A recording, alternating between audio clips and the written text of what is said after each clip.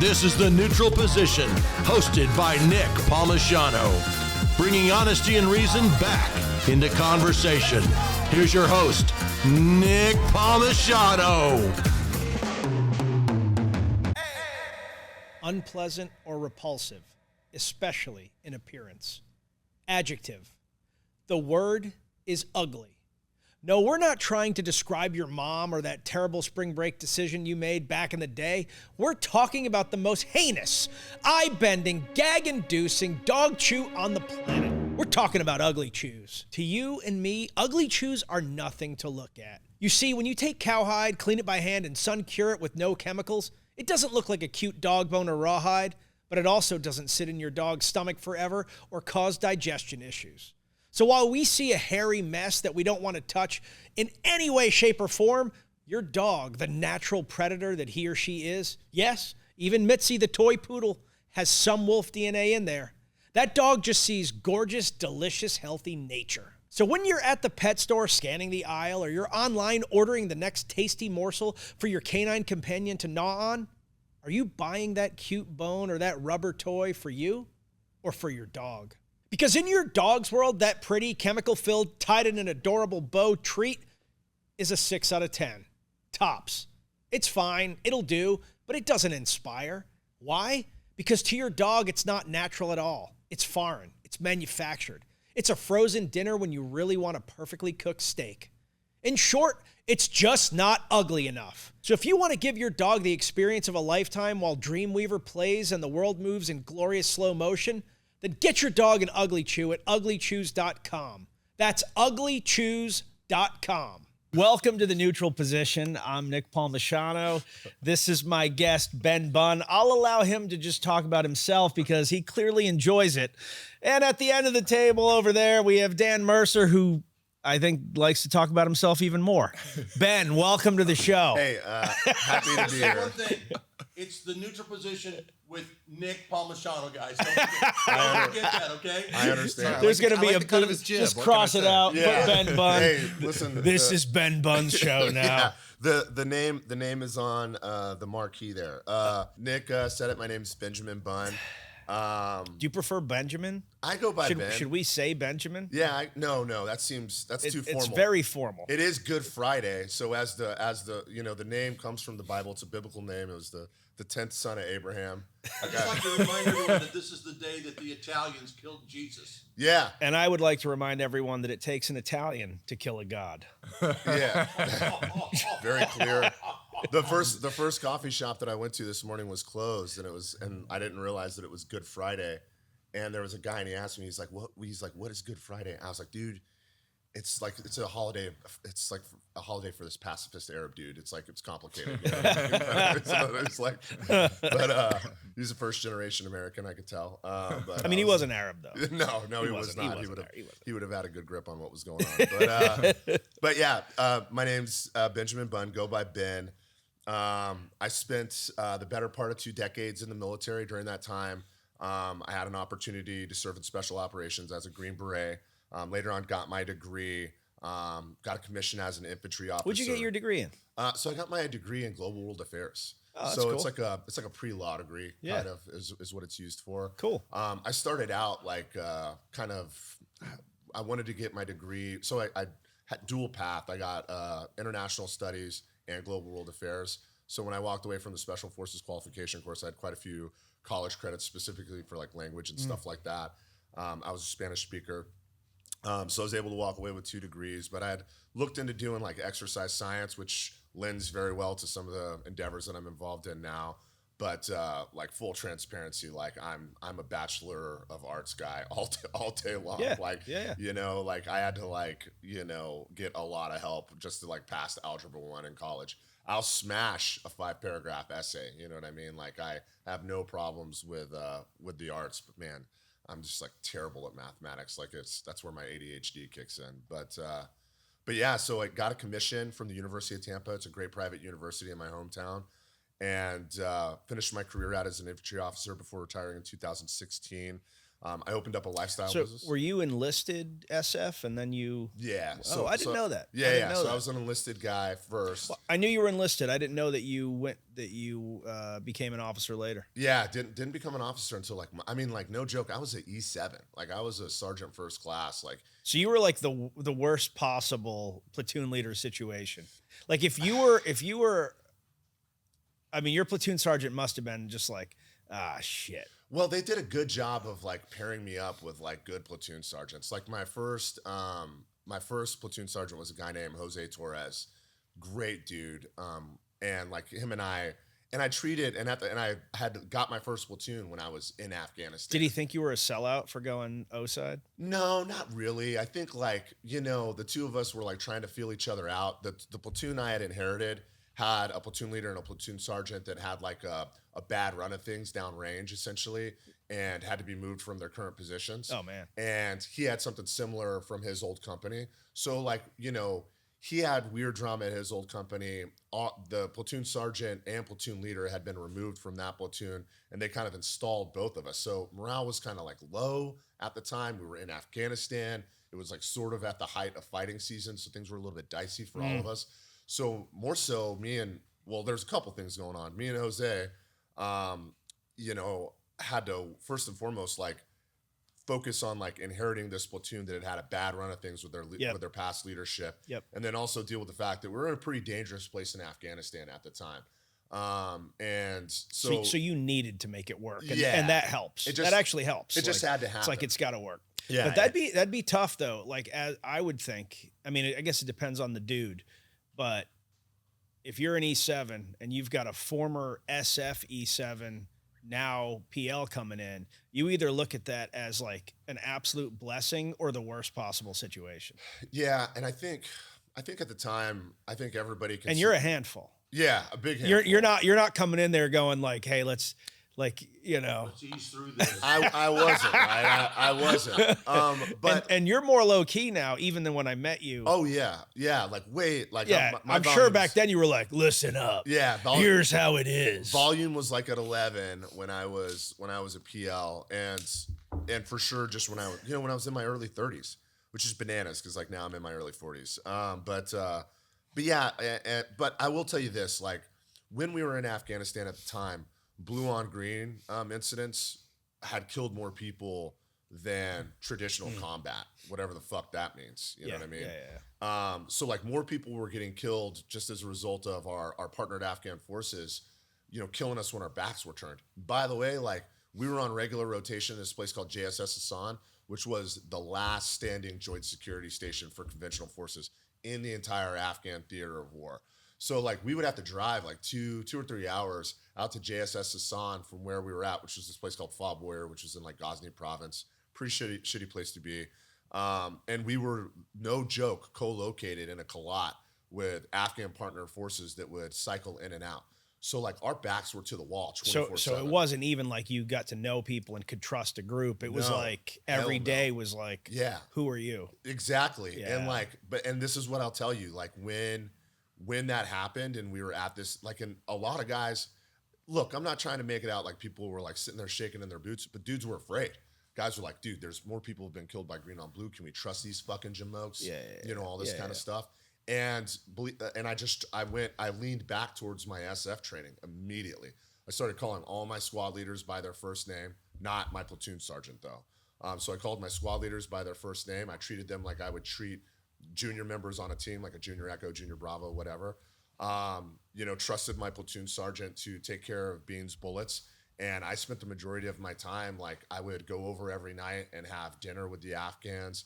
So I would sit there, weirdly like grabbing handfuls of rice and like some goat knee or whatever the fuck they had in there. And, was eating food with them. Dude, I even prayed with them in the morning on occasion. You know what I'm saying? Like I would get up and like go to morning prayer with them, do the same thing in the evening. Like if I saw them by the creek, I would go over there, take off my shoes with them, like wash my feet, make sure my shit was haram before a call to prayer. Like getting on board with it, man. Like I'm like, because I wanted them to trust me. And to not kill you. Yeah, I didn't want them to kill I was like, me. hey, if it's cool with you, yeah, could you not kill me? If it's all the same, don't kill me. I know, when my like, back is turned.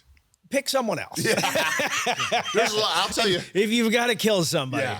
I'll tell you which one I like the least. Finance is over there. There's the S1 shop. You know what I'm saying?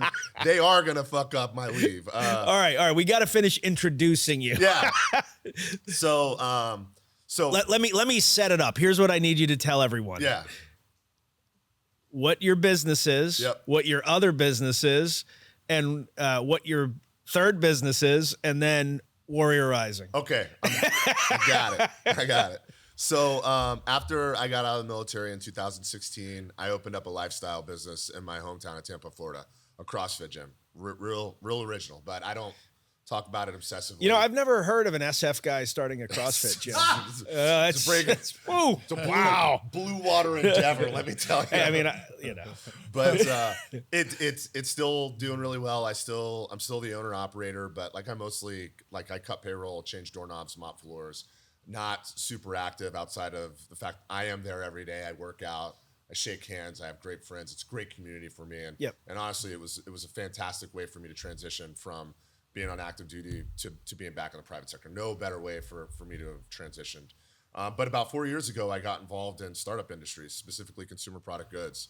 I started working for an organization called Bravo Sierra, which is military inspired or military native performance care products like underarm deodorant, soap, this kind of stuff. Great organization. Our CEOs, our leadership had fantastic experience from the consumer product goods, specifically health, beauty, cosmetic industries previously, like worked for L'Oreal and Armani and Kiehl's and these monsters in the industry. And at first they brought me on to help. They wanted me to be an ambassador. Like they just wanted me to like scream into my phone for free shit. And at the time I was like 37, 38. I was like recently a new father. And I was like, hey, I can't like scream into my phone for supplements anymore. Like I'm at an age now where I need, legitimacy in what I'm doing as a professional. So I told him, I said, hey, listen, like I've got decent business acumen. Instead of being an ambassador, why don't you let me help you stand up your ambassador program? I have been an ambassador for Lululemon, and I'd done that for several years. Was invited to their ambassador summit in Vancouver and Whistler, Canada, and had an opportunity to participate in community development and helped kind of fine tune some of the training that they were using at the time. For their in-store employees and just people across like the Lululemon community / biosphere, whatever you want to call it. So I had like good experience working with like a really great ambassador program. So I was like, why don't you just leverage that? Like, why don't you retain me for like 90 days? If you don't like it, we can both part ways and like nobody will have hard feelings.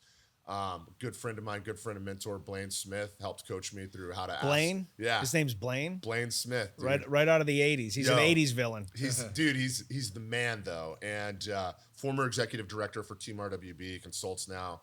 But he kind of like coached me through how to ask somebody for money because I didn't know how to do that. I didn't know how to ask somebody for money. I hate it. It's so uncomfortable. It's the worst. It's the worst. But I essentially told him, but I was like, hey, listen, like I don't want deodorant and shit. Like I want money and I'm valuable. And I came up with, a goofy term sheet that I made on Microsoft Word, handed it into him. I worked for him for 90 days in that capacity. And they turned around and offered me like options, 6-figure position, like a real job. Good for you. Good for you, man. Yeah. And, but then COVID happened. So their ambassador program was tanked, completely tanked. Yeah. And so they were like, you're the account manager for our brick and mortar locations for AFES. You have 150 locations, both international and domestic. You're in charge of like, at the time, I think it was 9 SKUs, 9 items, 9 products. You're in charge of that, figure it out, and track sales, participated in marketing and incentive programs in order to drive velocities for an emerging brand, help develop new SKUs as they were launching across the next 2 to 3 years that I worked for the organization, and started out as in charge of the ambassador program. When I left, I was in charge of business development and sales for the entire organization. And when I exited the organization, I transitioned as the head of military affairs for the entire organization. I'm the director of their military board of advisors. So still have a part-time role with the organization. Yep. I've helped them launch 2 separate brands, their men's care products, and then Echelon, which is a military-inspired energy drink. And they have another project that's going to be launching closer towards the summer that's still still operating in stealth, so I can't like talk about it explicitly. But No, we're not trying to. Yeah. We're not trying, trying to get ahead of the power curve. Yeah, we're going to launch our own brand of whatever it is that you're launching. Minotaur.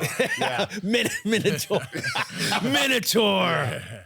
But it's got the head of a bull. I don't know why that's relevant, but I like it. Yeah. But also have spent some time doing some consulting work for various veteran service organizations, veteran nonprofits. And I've worked really closely with a lot of veteran service organizations, a lot of veteran nonprofits, specifically Team RWB, the Green Beret Foundation, Hunter 7, of course, Warrior Rising. And about a year and a half ago, Warrior Rising, Jason Van Camp, Ali Bay, a couple of the board members and close friends that were working closely with Warrior Rising kind of approached me and they're like, hey, we need some help with marketing. And I was like, well, I don't really know anything about marketing. Like not officially, you know what I mean? Like I worked very closely with our marketing vertical at the time. So like had touched it, knew about it, understood it, but like, you know, it wasn't my craft. I was like, I'm a biz dev, I'm a sales guy. Get me in front of a Walmart buyer and I will make them believe that this product fucking rocks. You know what I mean? That's my jam. And I'm very good at also managing strategic partnerships for whatever reason. But they were like, well, that's what we need help with. And I was like, shit. I was like, all right. I mean, I'll sure. Yeah. And they like asked me several times and I was like, hey, I don't do marketing, but I finally took on the position and, really was able to like take their marketing program, and turn it into something that's like really leverageable so that they can start creating like long-term partnerships that are not just going to benefit them, but more importantly, benefit the veteran community. And like, for those that are interested, Warrior Rising is essentially, offers, you know, coaching, mentorship, and in some cases, actual grants, cash money, to veterans that want to start their own business. Yeah. Right? I mean, I'll come out and say, you know, I've been around the veteran space for a long time. So I've met and worked in some capacity with everybody out there that is helping veterans. Yeah. I haven't even encountered anyone that's close to doing as much for veteran entrepreneurs as Warrior Rising. And full disclosure, like we do the marketing, we're the agency of record for Warrior Rising. So, but before any of that, the premise of you have to earn it is what I think is missing from so many of the other programs. Yeah. It's like, you know, here we're going to provide you tools to learn. Then we're going to provide you mentorship so that you get better. Then we're going to give you the opportunity to compete. But the whole time it's like the entrepreneur has to do the work. The organization's there to help, but they're not dragging you. You know, they are helping. Yeah. They have Jason has a saying, Jason Van Camp, the executive director, he says they're not giving handouts, they're giving you a hand up. And they talk about that analogy of teaching a man to fish or teaching a person to fish. And that's what they do. And I don't see how fishing is going to help, though. Like this like Mediterranean diet. It's a metaphor, Nick. Now you can fish. Yeah. Great, but I don't understand payroll. Dude, I have a fintech company. We're trying to catch trout. I need some help. I look back like when I first got out of the Army and I opened my business like 72 hours after I got out of the military. Like literally I got out on like March 31st and like April 2nd, I had the grand opening of my gym. As a matter of fact, like I believe I just hit like the 8-year mark of being open. Jesus Christ, I should probably. Congratulations. Thank you. Yeah, I should throw a party or something. It's weird. I turned 41 around the same time that my gym has been open for like 8 years. But like I didn't have help, you know what I mean? And like I remember I didn't have help. Yeah, and I was like consummate optimist. People would, and like all my friends were like, make my buddies in the Army who were like, you know, probably going to go to Wharton and get their master's and then go work in finance or just stay in the military and hate their fucking lives or whatever. But they were all like kind of making fun of me because I was like, they're like, what are you going to do? And I was like, yeah, man, I'm just going to like get a warehouse and fill it with weights and shit. And I'm going to have a CrossFit gym and it's going to be awesome. We're going to talk about coffee and donuts and barbells or whatever.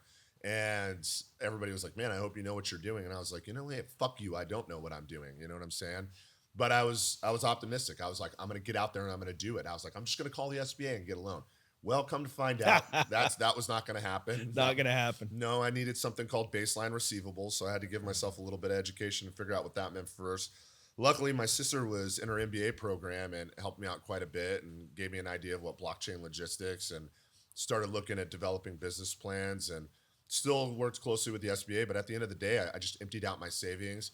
Yep. We got like two, like $30,000 credit cards with 0% interest for like 18 months. Yep. And like maxed them out. I literally did this. Yeah, just went in. But like I say all that to say that like I wish I had a resource like Warrior Rising. Like it would have been so valuable. And like I've seen the impact that like getting a $20,000 grant, that's what Business Shower attendees. So their premier event is like a business shower where, essentially veteran entrepreneurs all gather in one spot. They have an opportunity to, one, hear about people in related industries that are crushing it and like learn a little something from them. They're gifted like a laptop, a new suit, headshots. They're given digital media, a carousel of assets that describe their business, things that they can later on repurpose for marketing. And then they have the opportunity to kind of pitch their idea in a Shark Tank style event with a board of judges to compete for grant monies. Yeah. And everybody that attends walks away with something. They walks away with a ton of stuff. Yeah. And when I say a ton of stuff, I don't just mean like physical items. They also like get grants.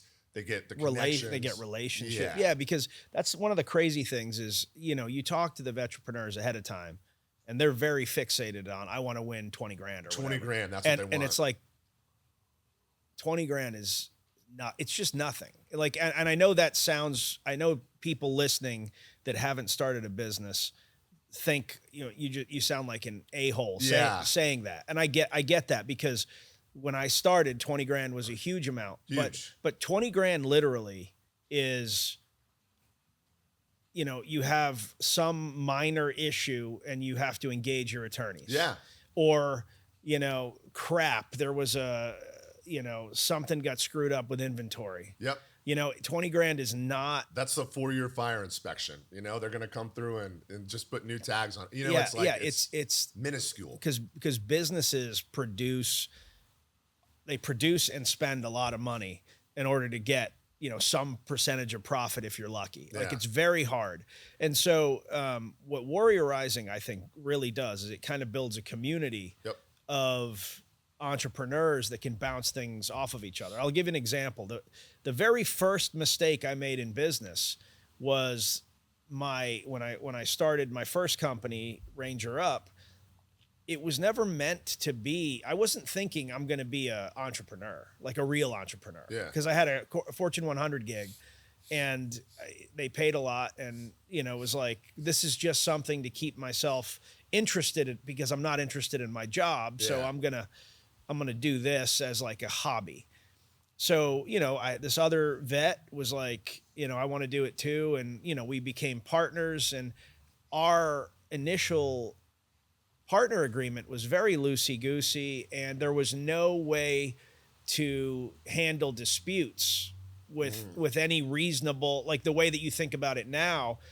But we were friends, so it was like, well, what dispute are we going to have? Yeah. And guess what? Very quickly, we realized that we had completely different visions. I have a growth mindset. He has a count the nickels mindset, and there's nothing wrong with either. But if you don't have the same vision, things can get dicey. Yeah. And so we'd get in these heated. We basically get to the point where it's like we can't work together. Yeah.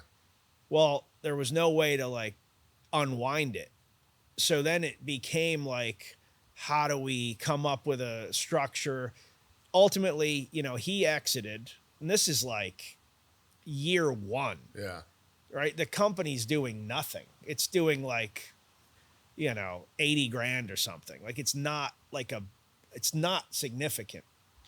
So we come up with like this arrangement, where he's getting 5% of sales or something like that. I can't remember exactly anymore. Well, then, he leaves, the company then blows up. It was almost $500,000. Oh, shit. When all was said and done. Yeah. It was almost a $500,000 mistake. And again, this isn't anything like I'm not dissing him. Yeah. But I had no idea what I was doing. I had nobody to bounce any of this stuff off of. Yeah. And so that was a mistake with a reasonable party, not other mistakes I would make later where people were, they were vendors that were not good people. Yeah. They were, this is like a reasonable person. Yeah, you guys probably felt like you're like, dude, we're just doing right by each other right now. Yeah, And like, meanwhile, you're hey, oh shit. We did not do the calculus. Yeah, I just cut a $50,000 check, and my guy's smoking cigarettes, hanging out. Yeah, and 5% of sales doesn't sound like a lot, but it's a lot. It's a lot. It's a lot. It's the difference between profitability and not profitability some years, and so you really need to talk to somebody. Yeah. And it just wasn't available. And now you've got this cohort of veterpreneurs that have been through various stages of these things. And there's a whole bunch of dudes like you and me that these people can say, hey, what do you think of this? And immediately the red flags are, you're like, hey, you got to think about this. You got to think about that. Oh, but this guy's a good guy. All of that is true. But even with good friends, you put it on paper so that everyone understands what everyone's job is. Yeah. And that isn't the mentality that I think a lot of veterans have because you're used to kind of trusting. Yeah. And I think like there's this like ambient structure when you're in the military that's just like in the background that's just sort of exists, this framework that you can always kind of count on. Like, hey, things can get really screwed up, but I'm always going to get paid on the 1st of the 15th. That's right. I'm always going to have medical insurance. That's right.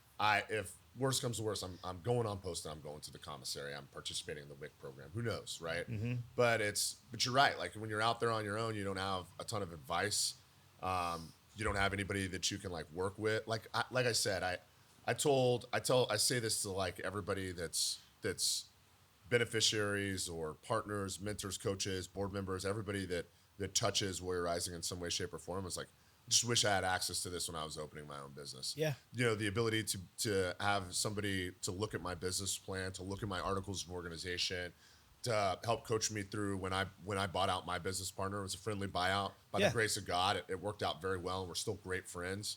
But or just also to get the $20,000 check, right? Like it would have brought me to my knees at the time.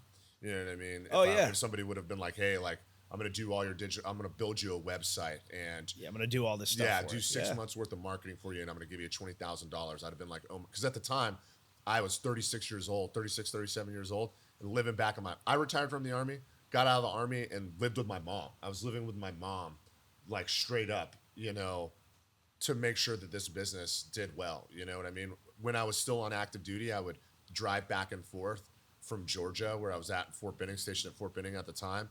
And no joke, I would sleep on my sister's dorm room floor at the University of Tampa, where she was an RA, so that I was like close to Tampa. And then the next day, go look at real estate spots, meet with T-shirt vendors, do all the things that I thought that I was also wasting a shitload of time, but neither here nor there. But like, really like hustling and grinding my ass off. And I had put all my eggs in that basket, and to have known that I would have had some additional support, or just like, just to have a group of people who are just like, just have someone to talk to.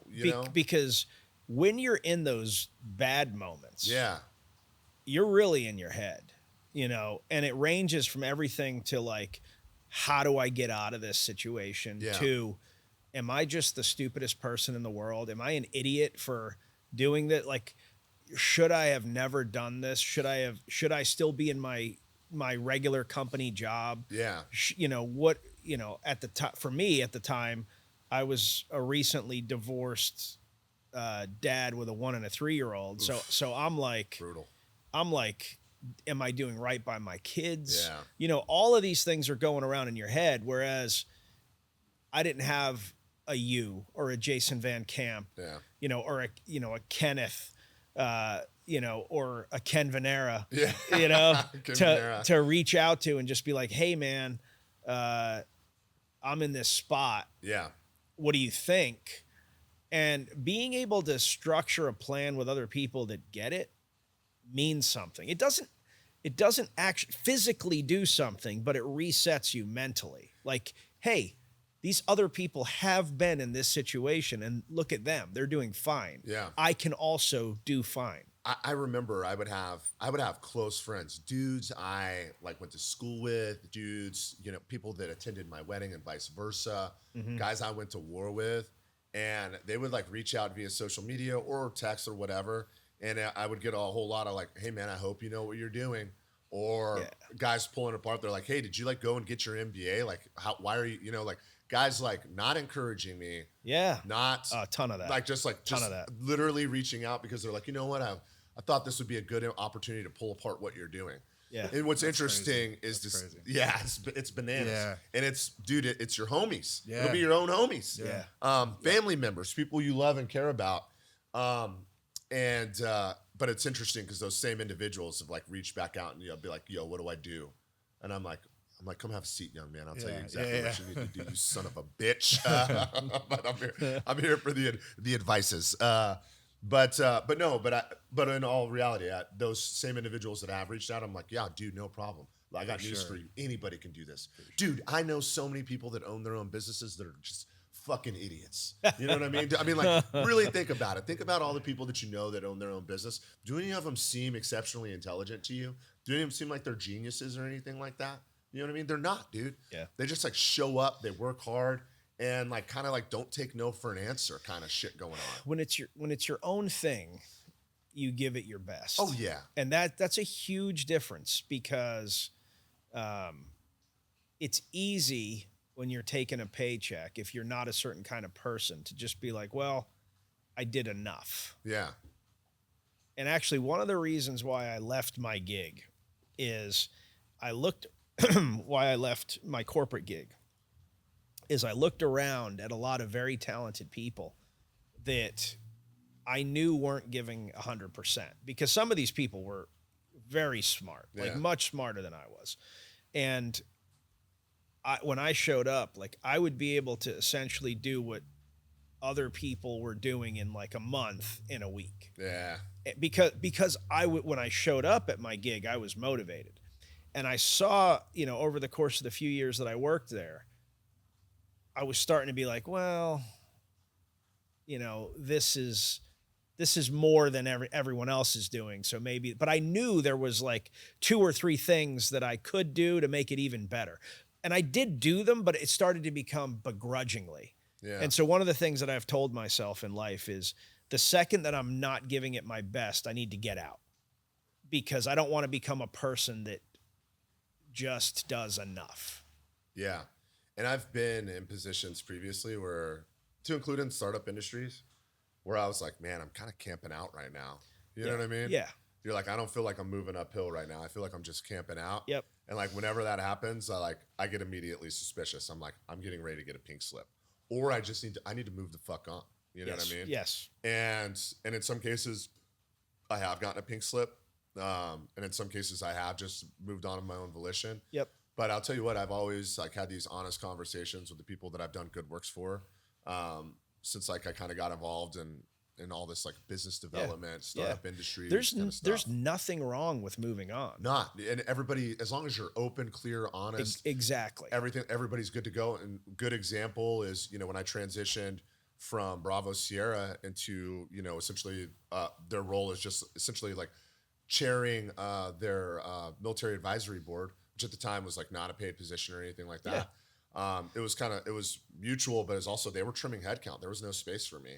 And I was like, I remember we had the conversation. I was like, hey, it's okay. And they were like, here, this is what kind of package we're going to offer you. This is what we think might happen in the future. And I was like, hey, no problem. Literally left on good terms. And now I have the opportunity to continue to work with them and do good works with them. Yeah. But also like if you're, and this is weird. I talk about this with Diesel Jack Media's employees. Yeah.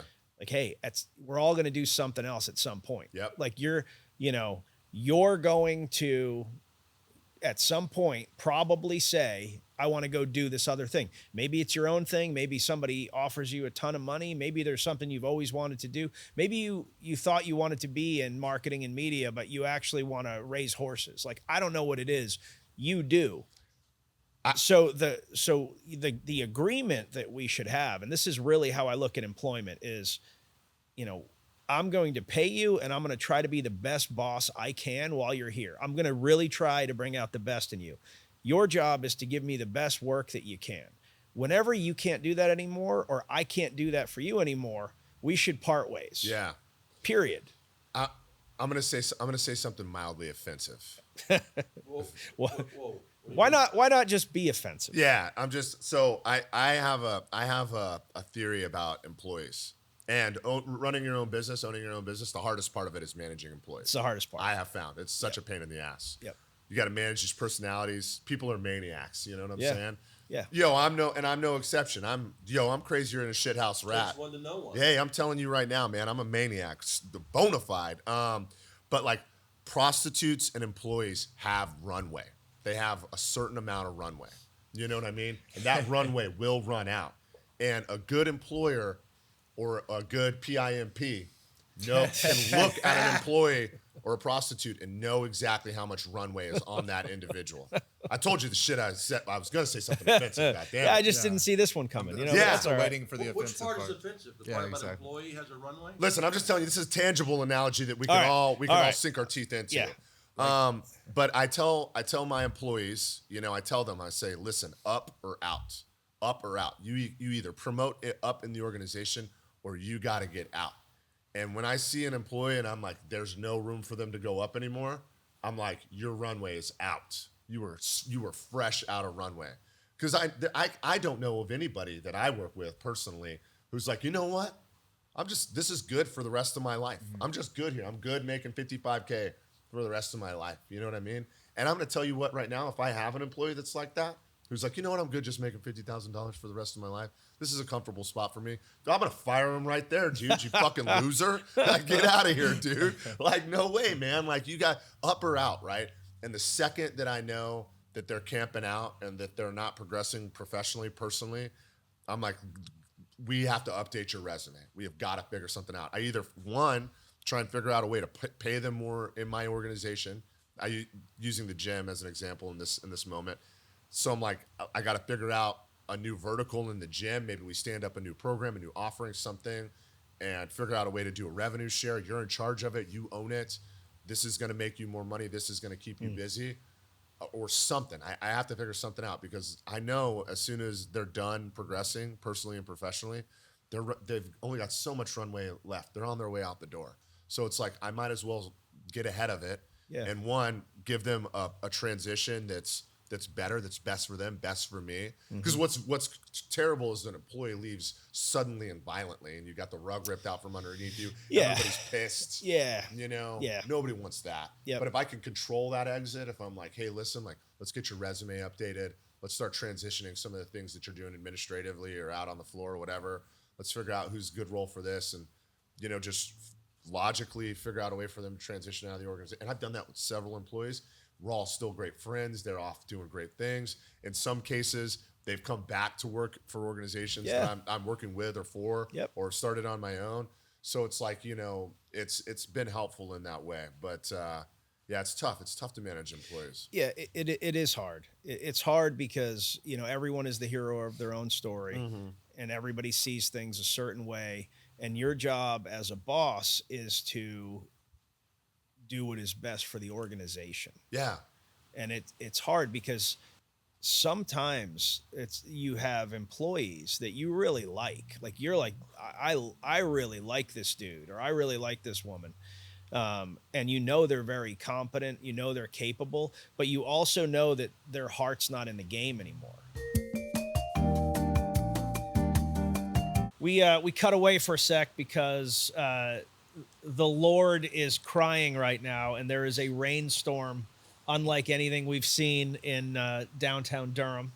But we've just refreshed our coffee cups, and we just brought up the fact that, if you drink a reasonable amount of coffee, your chances of getting Alzheimer's or other degenerative brain conditions goes way, way down.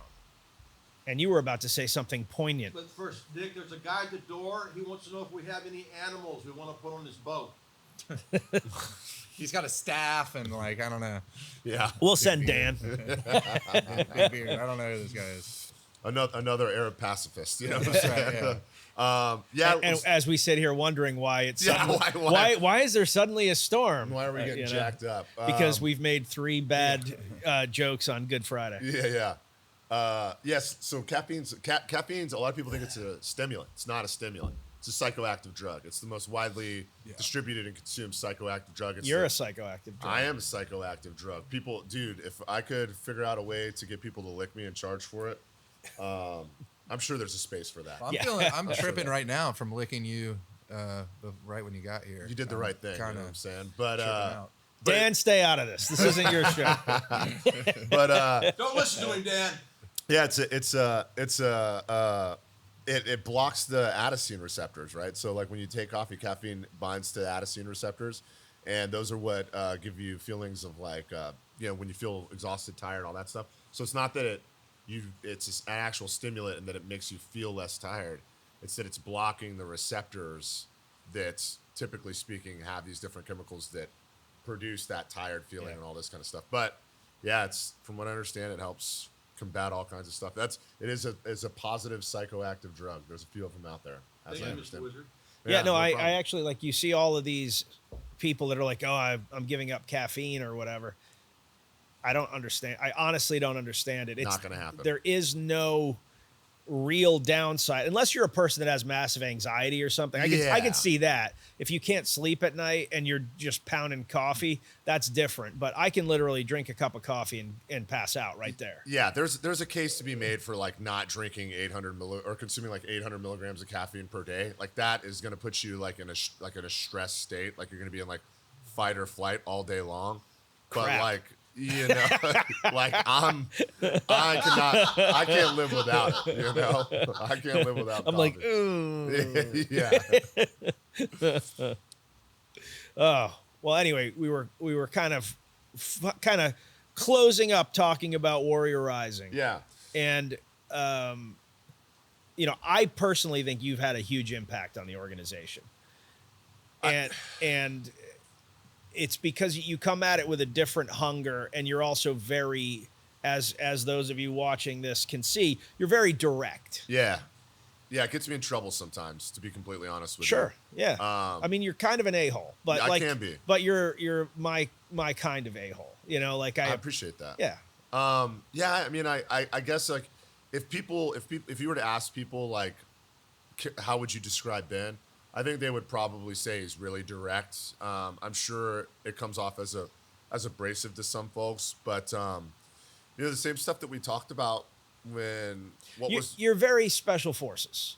Yeah. You're very Special Forces. It's like, you guys, the good ones. Yeah. Like, it's direct and sometimes it hurts. Yeah. But the purpose is never malintent. It's like, we have a problem or you have a problem.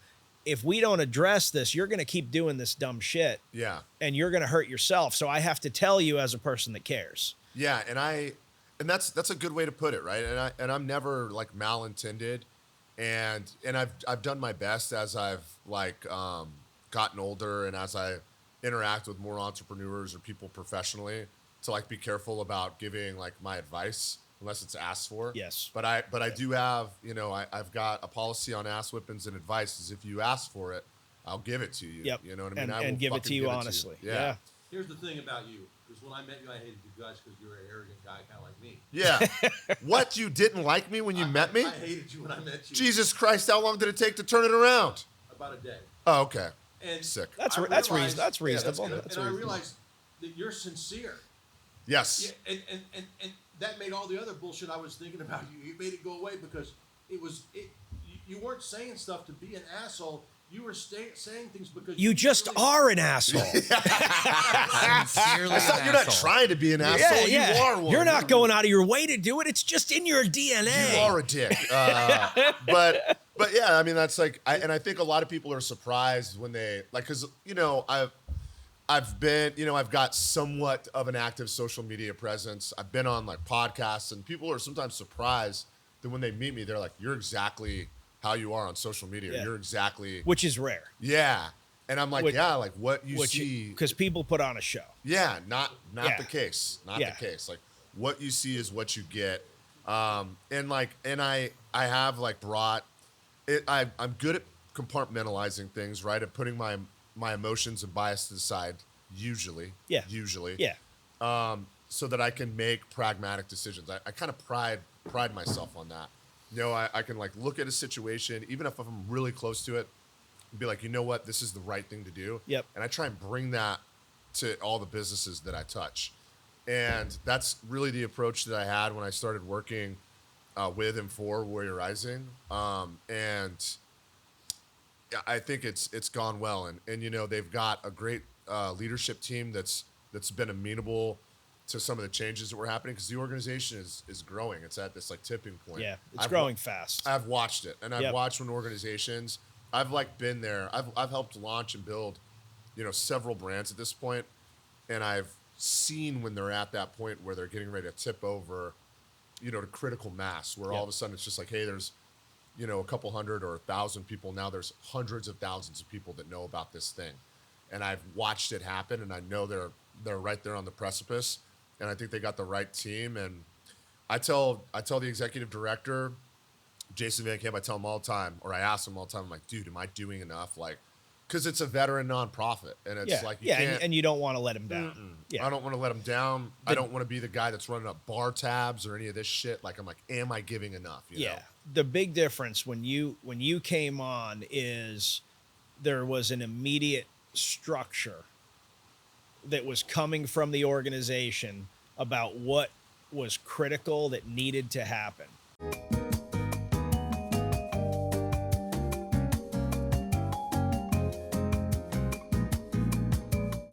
For what it's worth, Ben, I liked you right away. Oh, I word? liked you the second you walked in. Is it because you're both tall? Yeah. Well, I you're don't know. tall I just too, felt though. some sort of kinship with him, Tall guy Hey, energy, Tom, man. I'm glad you walked in because I was feeling rough as the only short guy here. Yeah. Did you know Donald Trump is 6'3"? I Yeah. had no clue. Surprising. God, isn't it? Surprising. He was tall, but not that tall. I didn't think He's got small guy energy. He's got short guy energy, absolutely. man. He Donald. was like 5'10". Yeah, dude. I thought like absolutely he's got does. average height energy, For man. sure. Is he smart enough to know that as a big guy, if he had big guy energy, he'd be frightening?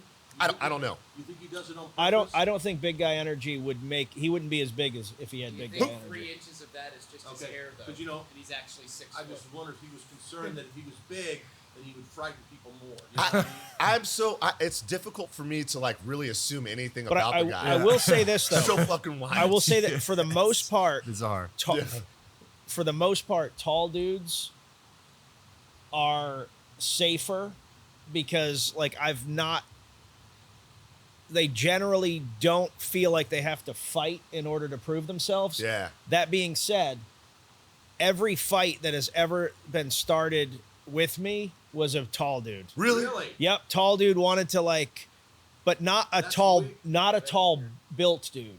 Yeah, okay. Tall, skinny guy that was like, I'm taller than this guy. I'll fuck him up Yeah. for some girl or whatever. Yeah.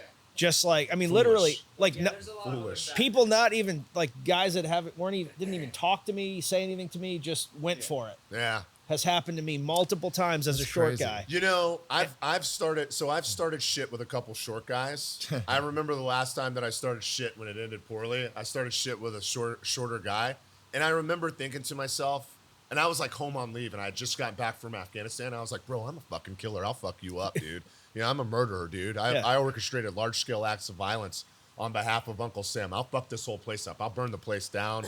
You know what I'm saying? Like, who gives a fuck? And some dudes started a little bit of shit with me at this very popular bar in South Tampa where I live, called McDinton's. So I'm at McDinton's and this guy was getting kind of terse with me, and I don't know if it was over. I don't remember exactly what it was about.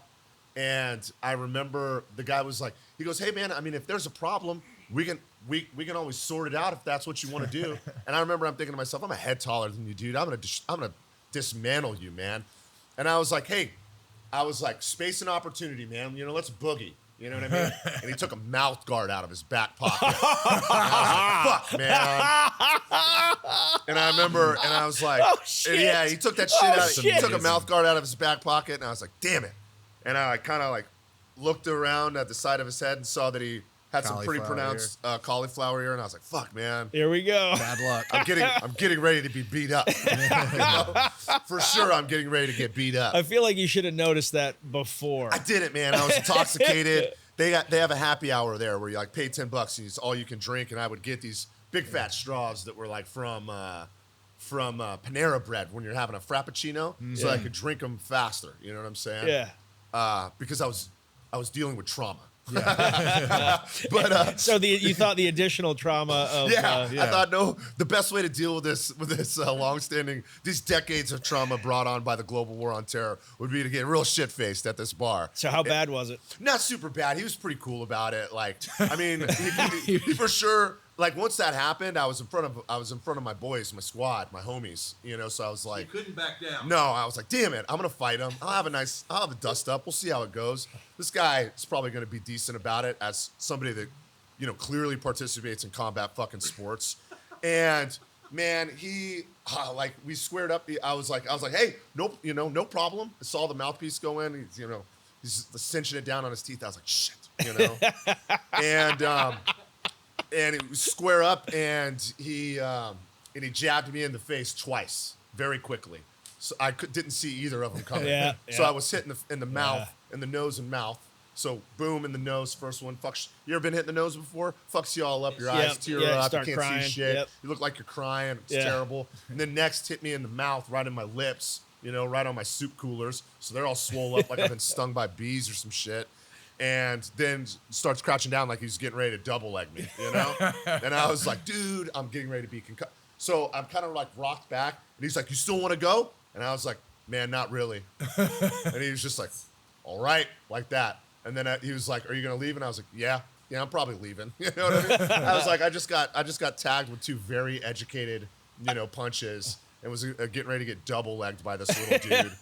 Yeah. He's about to get like technical on you. What's up? What's the rest of your squad think? You know, I don't know. It was a humiliating experience. You know, because they're like, Ben's a goddamn Green Beret. He'd kill everybody in this bar. And I was like, no, dude, no. They're different skills. Yeah, I was like somebody who a blue belt with a couple months of boxing experience will take me apart. You know what I mean? Don't get me wrong. I'm very comfortable with violence. You know? Yeah. And like given the opportunity, I'll do something terribly, terribly violent to that man. But like that's also not.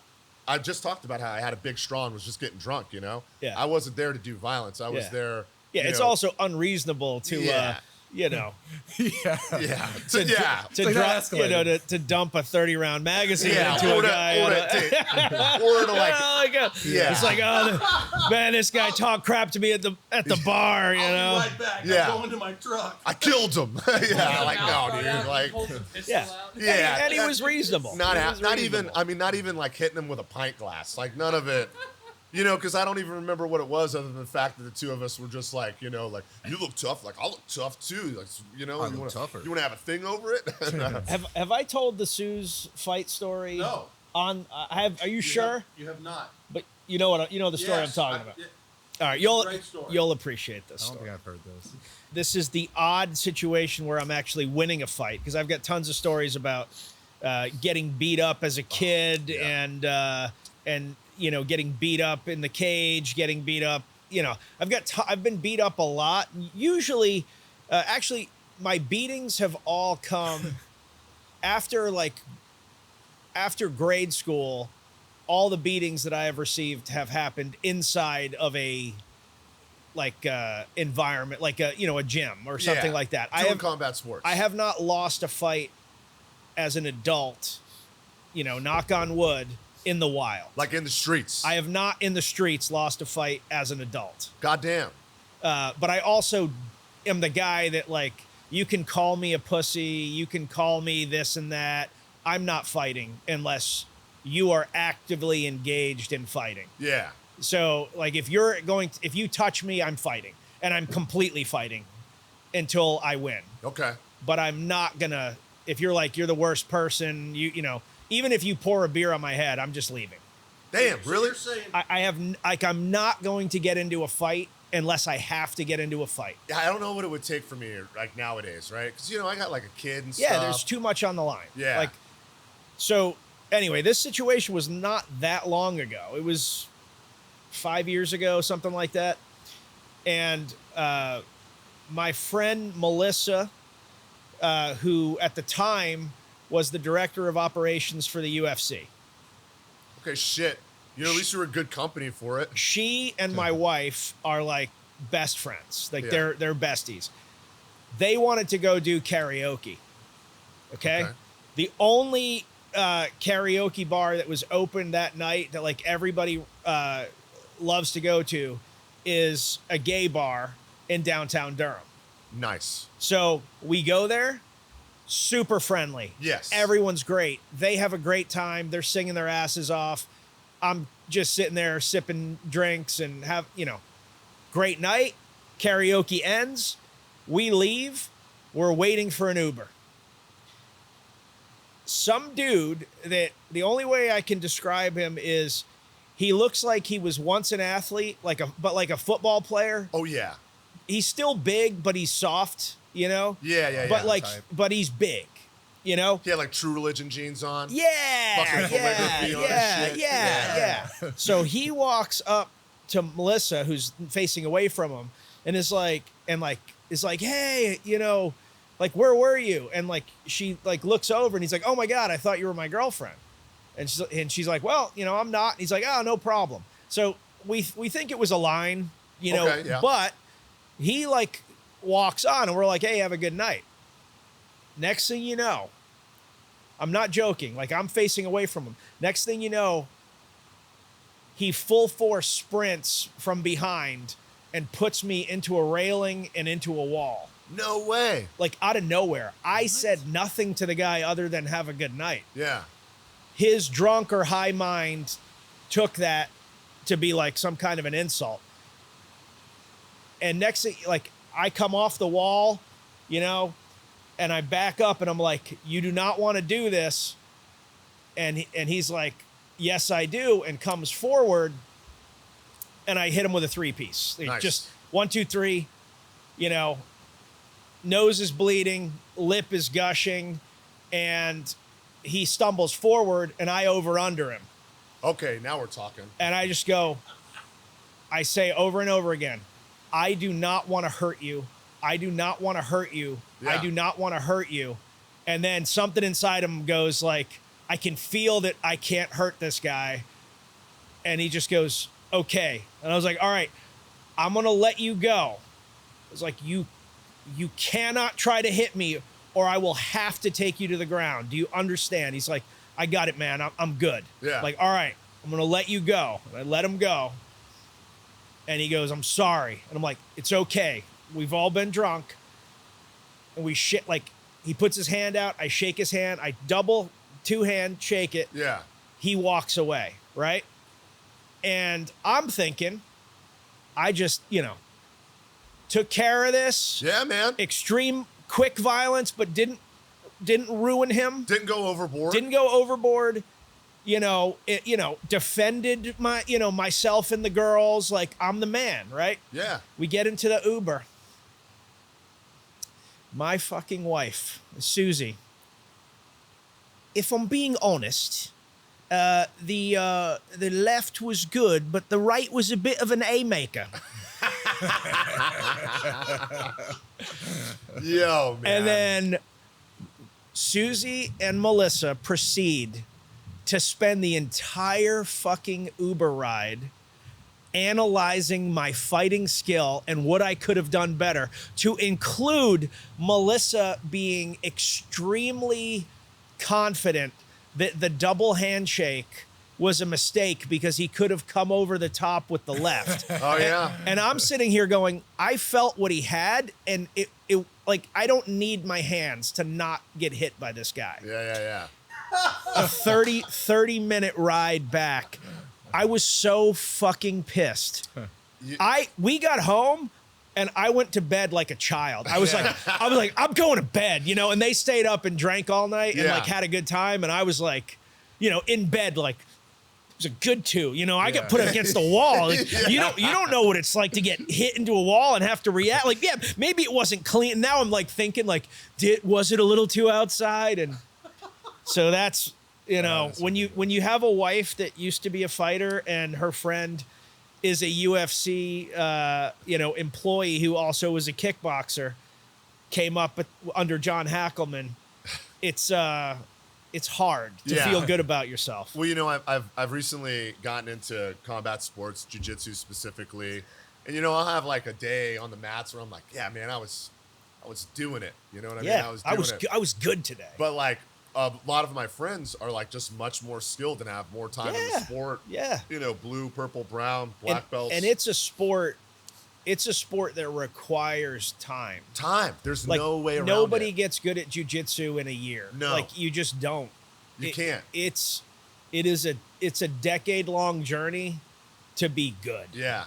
But it's interesting because I like every now and again I'll be like, man, I really want to, I want to talk about, the hobby that we all share. Yeah. But I'm just like, it's just, I know when I'm like talking about it, they're just like, listen to this white belt talking this dumb shit, or whatever. You know what I mean? Like, they're just like, yeah, that sounds cool, dude. Like meanwhile I'm on the floor, looking like I'm having a seizure trying to have a tickle fight with some other grown ass man. But yeah, it's funny. It's funny like both in combat sports and actual fist fights or in actual combat, I don't think I've ever walked away, even when I've won definitively, and been like, I've never felt like I've won anything definitively. No. Ever. I always feel like I could have done better somehow, or like I missed something, or particularly when I was like downrange, like in combat, whether it was in like Afghanistan or Iraq. And I talked to a lot of guys about this. I never felt, I don't know, I always felt like a coward. You know what I mean? Does that make any kind of sense? Yeah. I know that sounds really weird to say, because I think a lot of guys would probably stick up for me. But, there's been times where I was like in a firefight and I just spent the whole time trying to change fucking batteries on a radio, fumbling around like a dummy. And then like finally got the radio up and I was like, what's going on? And everybody's like, yo, it's over. It's over. You know what I mean? But the radio seems like it's doing fine now. You know what I mean? I think that in real life situations, stuff happens really fast. Yeah. And you've got adrenaline pumping and everything is slower. Like your ability to do things is slower. Yeah. Like a mag change at a range is a millisecond. Yeah. A mag change when someone's shooting at you. Ages. Yeah. And it like, and maybe it isn't, but you're not as good as you are in practice, no matter what. And the same thing is true in fighting, right? So, when I'm rolling with somebody, like that same dude, if I was rolling with him, it probably would have been like this really leisurely roll for me because he clearly doesn't know what he's doing. Yeah. And I probably wouldn't have been really sweating and I would have been like friendly. But when he came at me with everything that he had, he still put me into a wall. My back still had a massive bruise across it. I was still scraped up. I was still sore the next day. And, the fact of the matter is,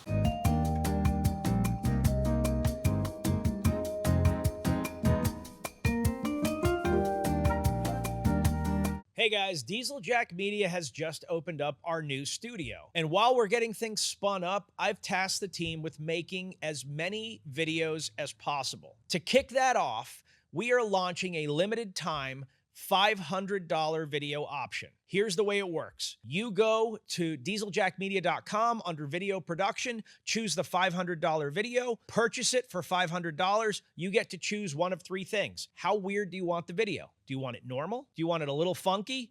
Or do you want it weird as Once you choose that, you reach out to us at hello@dieseljackmedia.com. We'll write you if you don't write us, and we'll ask you to send us your product or tell us about your service. Then we execute. You don't get any say in the matter. We turn it around in 1 week. It's going to be a high-quality video that you can absolutely use in an advertisement, depending on how weird you wanted it. And that's it. And so far, it's been a phenomenal product. We've made a lot of small businesses happy. If you're a small business and you need a video on the cheap featuring your product, featuring your service, or just as a joke to one of your friends or something like that, the $500 video at dieseljackmedia.com is the way to go.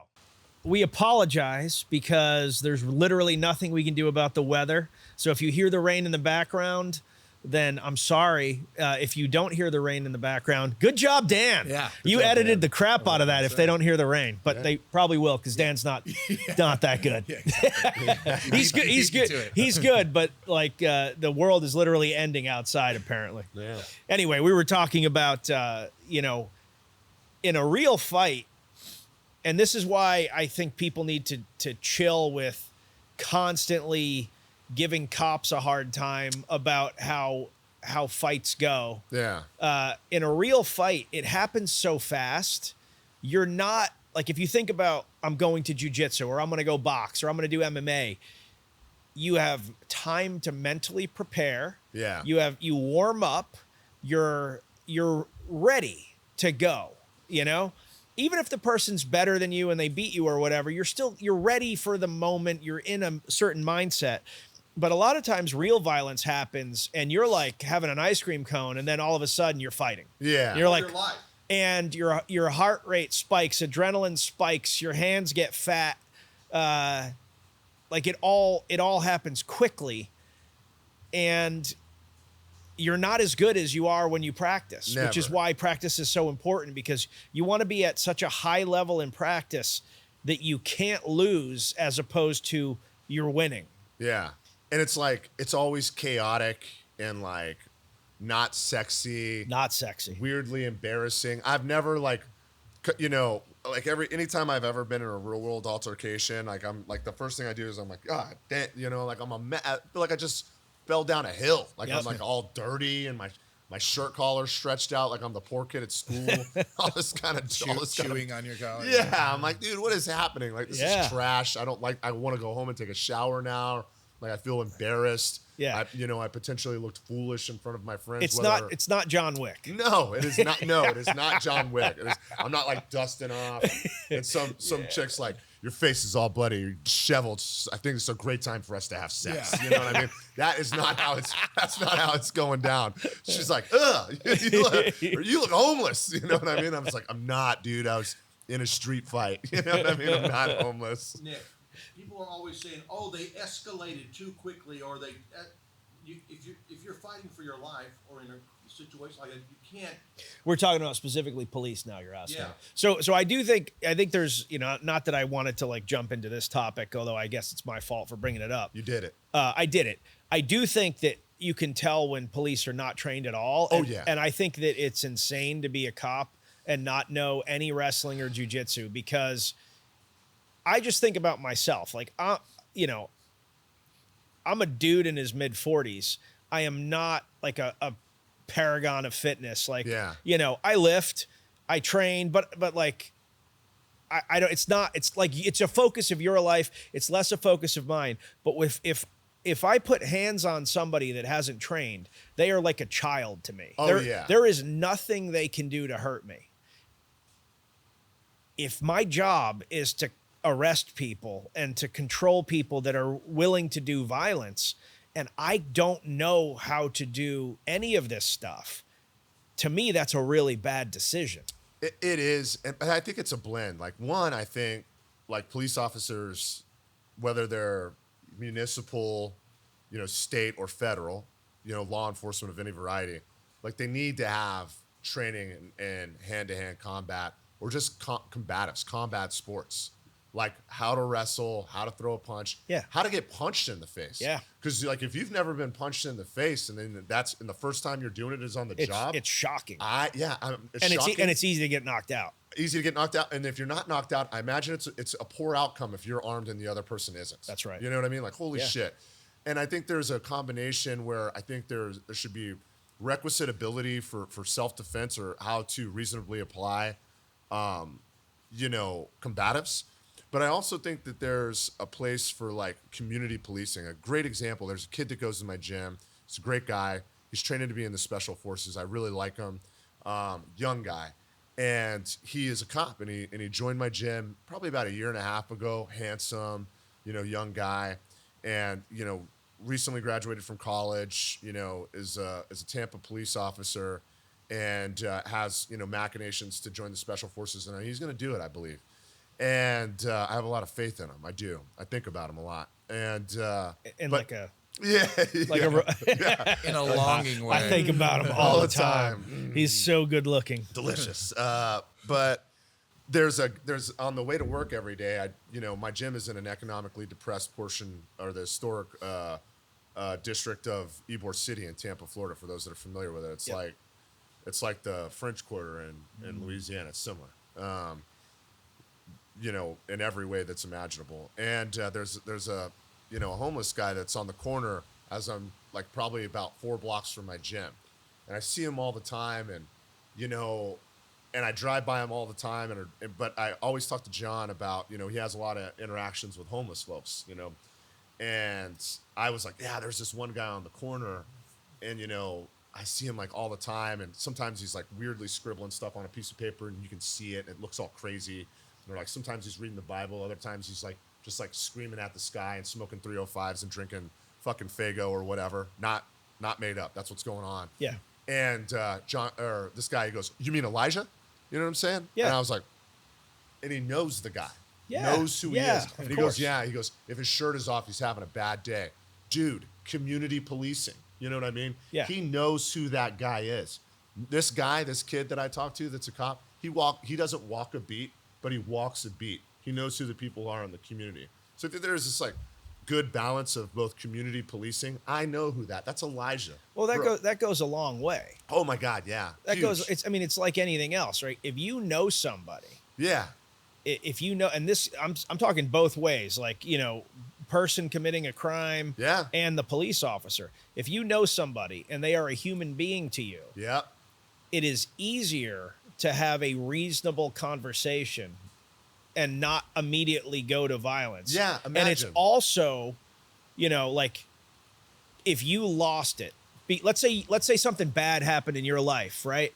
And you got drunk and we were at a Warrior Rising event and you just lost it, right? Nobody there wants to hurt you. I mean, you're a problem because you're a giant dude that trains, but like once we got control of you, no one's like, I'm going to shatter his arm just Yeah. because Beat him to death. But but if I don't know you, and you just cold-cocked Ken Venera and he's out cold, and you just punched me 3 times in the face before a couple of us were able to get you to the ground, maybe I feel differently. Maybe Yeah. I'm like, maybe I'll lean on this Kimura a little bit. Yeah, disable this man. You know what I mean? Not because I'm thinking about that, but Yeah. because you just hurt my friend, you just hurt me, and I don't know what you're going to do next.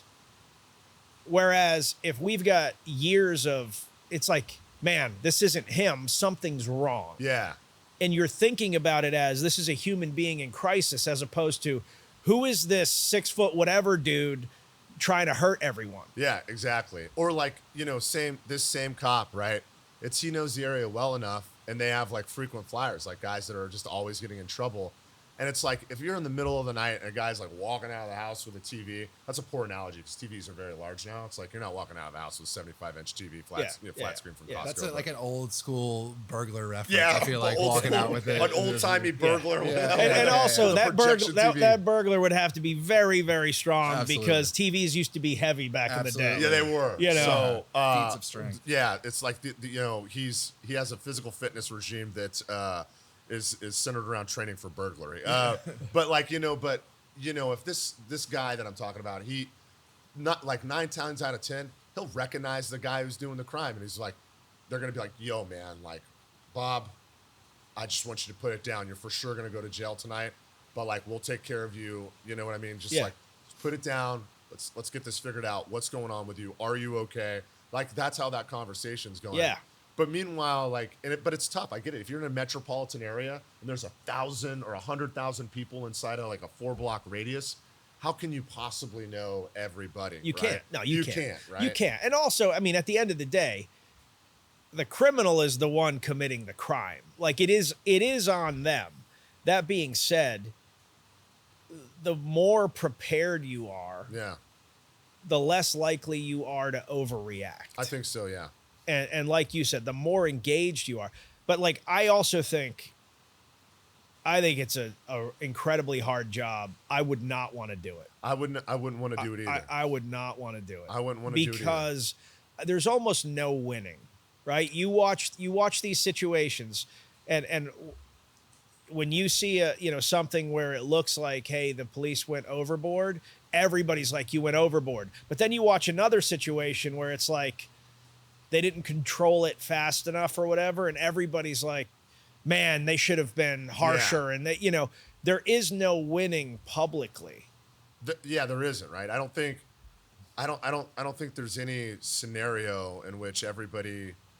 I just can't remember the last time everybody was like, or anybody was like, I'm really happy with the way law enforcement handled that. Actually, the shooting that just went down, right? Those guys were like, they weren't screwing. Yeah, the guy risked his own. They risked their own lives. Yeah, they didn't have gear on. Nothing. They didn't. It was like, I'm going. He's like, I'm going. I don't care. Yeah, I don't care. That's probably one of the few examples. But the whole thing is colored by the fact that it happened in lieu of yet another mass shooting, right? You know what I mean? It's just like, God damn it. Now there's this, and those guys were brave. They did the right thing. Yep. They risked their own lives. Yeah. Now they're going to have to deal with the trauma of having weirdly killed somebody in a goddamn school. Yep. It's a mess. It's a mess. It's a mess for everybody. And the whole thing is and for that guy, I don't know what that cop's name is. I don't know the name of the school shooter. All I know is there's a lot of outrage over gun violence in the United States. You know what I mean? Yep. Or trans communities or whatever it is that you want to jump into that? Oh man, dude. But it's a difficult situation because essentially what happened, good, bad, or indifferent, is somebody super troubled, mentally ill, got their hands on firearms, did violence on people that couldn't defend themselves, and then great Americans stopped it. Yep. You know what I mean? Yep. That was the story I saw. I was like, damn, it's this mentally ill person. It's a mess. I cannot imagine what brought him to the point where they were like, you know what? I'm going to buy a firearm. I'm going to get my shit together. I'm going to get prepared, and I'm going to go kill defenseless people. You know what I mean? And it's also weird, right? Like I can understand, not condone in any way, but I can understand, like trying to kill the people that are hurting you. Yeah. So like if this person went and shot up like an anti-trans rally or something, like it's obviously not okay. Yeah. But at least I understand it. But like, where do you go? How do you decide I'm going to go shoot up kids? Yeah. Why that? Right. Yeah. And why are schools or these places where there's nobody particularly doing anything wrong a consistent target for these individuals? The whole thing is they're soft targets. Yeah. They're soft targets, and they're going to get attention, and people want attention. It's strange, right? I think about it, the problem with mass shootings is not too unlike veteran suicide. And that I think it's clear that the issue is mental illness. It's like you're dealing with folks that are mentally ill in some way. Yep. And I don't want to sit there and make it sound like veteran suicide is a result of there's just a shitload of mentally ill veterans out there. Well, no, we actually talked about this recently. We focus a lot on the veteran suicide epidemic, but really, if you take a step back, there is a American suicide epidemic. Oh, it's like the number 10 killer of all Americans. It is the number 10 killer of all Americans. And actually, veterans are not the largest population of suicide. The largest population is girls 13 to 19, which is so depressing. Yeah. So, you think about that, and there is a disconnect with I think there's a disconnect with what's actually important to people for their health and what we put effort into. I think social media is a huge component of all of this. I think I think certainly made it worse. Right? It's made it worse. Yeah. And it is easier to bully people. It's easier to feel alone. It's easier to look at people and say, man, Ben's doing so great right now, and I've got these problems. Like, I know you, so I know that you've dealt with a bunch of problems. You know me, so I've dealt with a bunch of problems. But if we don't know each other and we just look at social media, I'm like, man, he's got it going on. Why haven't I figured it out? And you might say the same thing, maybe not. But the reality is that, like, anybody that's done anything has gone through a lot of adversity and also knows more adversity is coming. We don't know what it is, but like, I know it's coming. I don't Yeah. know in what form it's going to, it's like Ghostbusters, choose the form of your aggressor, and it's, Yeah. it's the Stay Puft guy. Like, I don't know, am I going to get sick this year? Is my wife going to dump me? Is something going to go wrong with the business? Like, I don't know what it is. Something is going to go wrong, and I will have to deal with it. Yeah. And Yeah. that's something that, like, we are now accustomed to, but most people aren't. Yeah, and I think like, I'm a firm believer in that the right thing and the hard thing are almost always the same. Yeah. You know what I mean? Yeah. It's almost always the same in Yeah. my experience. Every now and again, I'll catch a win. Every now and again, I'll catch a W. Where the path of least resistance just happens to be the right thing to be doing. Yeah. But like 9 times out of 10, it's just like the hard thing is the right thing to Yeah. do. And I've just found that when I like lean into adversity, generally speaking, I have better outcomes. Absolutely. Better outcomes. I by mean, far almost wide. every time. And I think there's a couple of reasons for it. The first reason is you reinforce who you are, right? Yeah. Like off camera, while the gods were pouring rain on us, we both talked about situations where we walked away from money that would have been really easy to take because it wasn't in the best interest of our partner, because we didn't think we were going to be able to give it the attention that was necessary, right? Yeah. People don't typically do that. But when you do that, the other person, even if they might be disappointed in the moment, is appreciative that you're honest, your reputation stays intact, and they think about you again, when they're coming up with something else that maybe you are interested in. But the other piece of it is when you go through adversity, you level up. There's something that is required to get through that moment. Maybe you have to figure out how to raise money. Maybe you have to figure out how to cut costs. Maybe you have to figure out how to market. Maybe you have to figure out how to do inventory management. Maybe you have to figure out how to be a better dad, better mom, better husband, better wife, whatever it is. But like when you dig into whatever the hard thing is, my wife, she's a nerd and a Brit, and she talks to our kids about, she tells it in terms of Dungeons and Dragons. Okay. She said, all right, like you have rolled, when you were born, you rolled a certain, dice roll for all of these attributes. And every time you go and do something hard, your character sheet gets better. Yeah. And I know how nerdy that is, but it's a really great way of kind of defining, what your journey in life is. My mom raised me, you know what I'm saying? A single mom for the most part. I had a stepdad that came on the scene later on, and I also, my dad was around as well, but things were contentious between the two of them. They were divorced when I was really young. So my dad wasn't around as much, but not because he was, a terrible person or anything like that. It's just they were both going through the trial, the trials and tribulations of a divorce or whatever, right? And kids sometimes are at the receiving end of that. But my mom once told me because I had encountered some pretty significant adversity while I was in the military, owning my own business. When my son came along, I had a ton of adversity that I had to deal with. And every time I dealt, or I was in a bad place, or when things get really bad for me, I tend to double down on work. Or I work harder. I do the same. I do the same. I'm just like, you know what? Yeah. Like it's piled on me. Like this is as bad as it's gonna get. Yep. But I'm like, the best thing I can do right now is just like work harder. You know what I mean? Like try and do more. You know what I mean? Mm-hmm. And that has always done real. Because I guess the alternative is just what are you gonna throw your hands up in the air? Yeah, And say like I fucking give up. I'm just gonna fail. Yeah, you can't. No, fuck that. You know what I'm saying? That's not what's gonna happen. Yeah. And whenever I've encountered adversity and I double down and I work harder, I always come out the back end of it and I'm like, damn man, that was horrific. But when I look back on it, whenever something really bad happens to you and you come out the back side of it, it's not just this bad shit that happened to you. Now it's just your origin story. You know what I mean? Yep. That's really the takeaway there. It's like, you want to have a good origin story. Nobody ever got a good origin story by sitting around on their couch, eating pirate's booty and watching some series on Netflix, you know, or Yeah. how many vodka drinks do you got to have?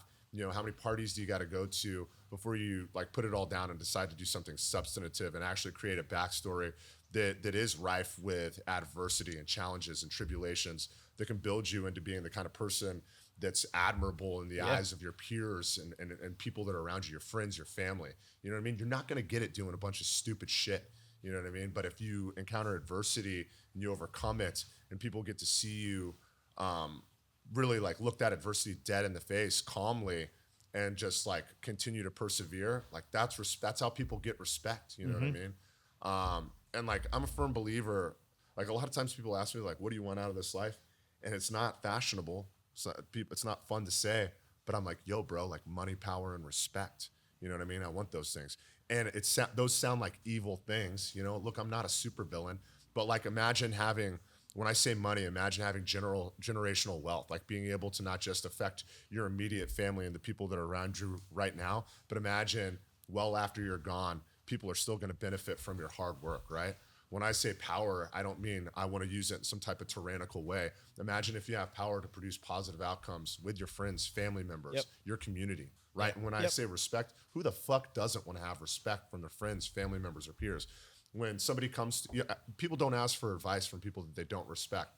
And the other day I was kind of sitting there and I was wondering, I was kind of like, damn, what is the difference between people that I've worked for that I've liked a great deal and that I didn't like so much? And it occurred to me it didn't have anything to do with liking or disliking them. Just it was whether or not I respected them. You know what I mean? And if I respect I think having somebody's respect or to give your respect to somebody, I mean, that's a tremendous gift, and it is something that has to be earned. So I say that sometimes. Like people are like, well, what do you want out of this life? You know, what are you gonna do when you grow up? I'm like, I don't know, but I know I want those things. I want money, power, and respect, and I want it for those reasons, not because I'm some weird 1980s finance guy doing cocaine. You know, or some shit. Yeah, to me, I actually think those kinds of lives are meaningless. Yeah. Like, you know, I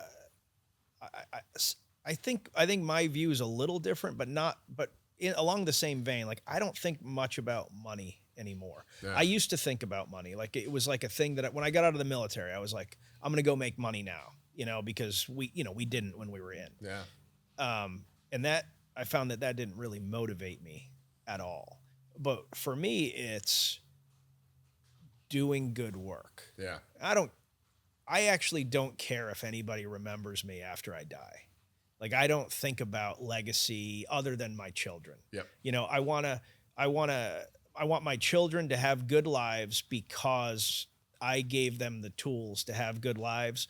And I want to affect, you know, the people around me. Like, I hope that I am a positive influence on my employees, my clients. I hope they take something from me and go and do good and live a good life and have, you know, but I don't wish for happiness. I'm a weird person. I think happiness is overrated.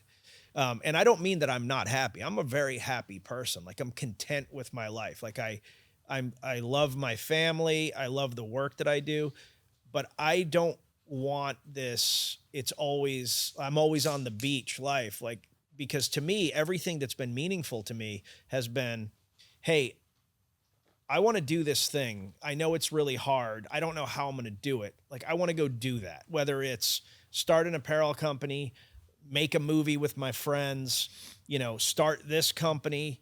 You know, we got some projects down the road where, you know, we want to make more Hollywood films, you know, as Diesel Jack Films. These are all things that are very hard to do, and they've asked a lot of me. I wasn't happy through all of the process. There's moments of happiness, like sitting, watching Range 15 in the theater is one of the coolest moments of my life, because it took years to get to that moment.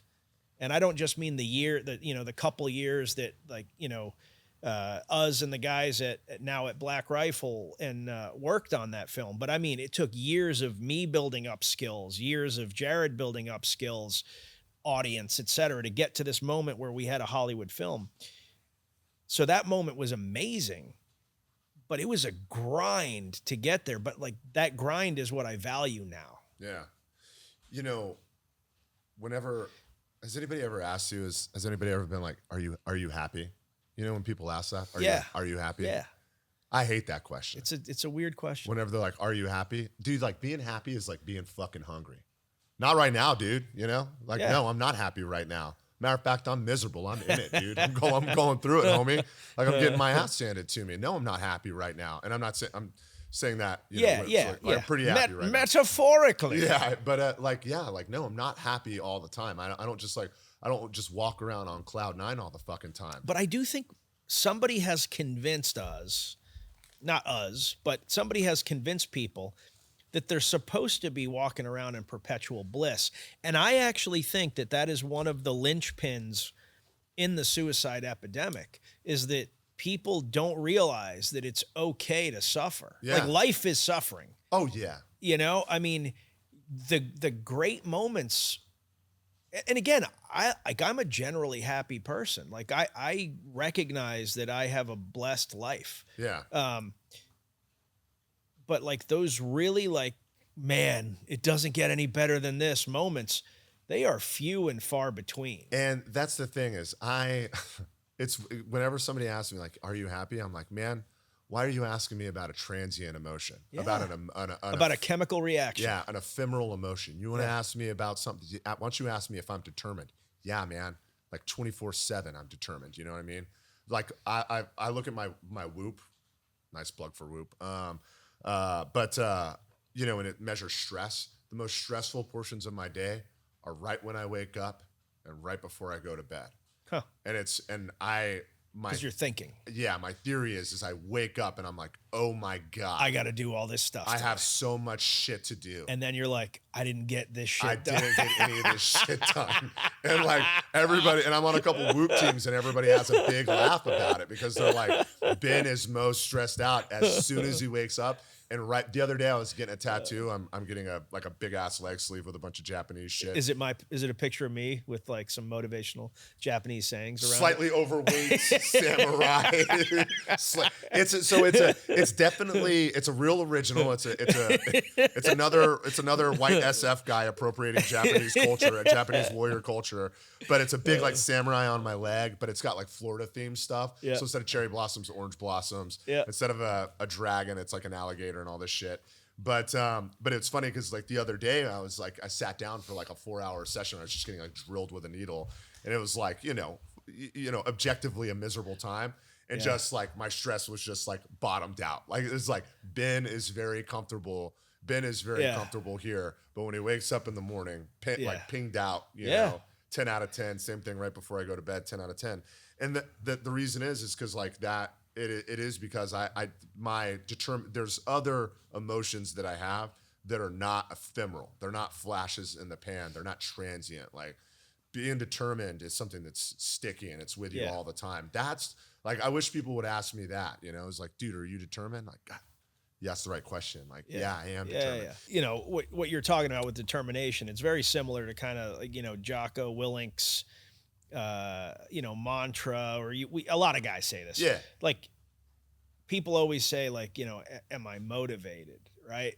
And motivation it's fleeting. Yeah. Right. It's like, you know, there are days where I want to run. There are days where I want to lift. There are days where I want to train.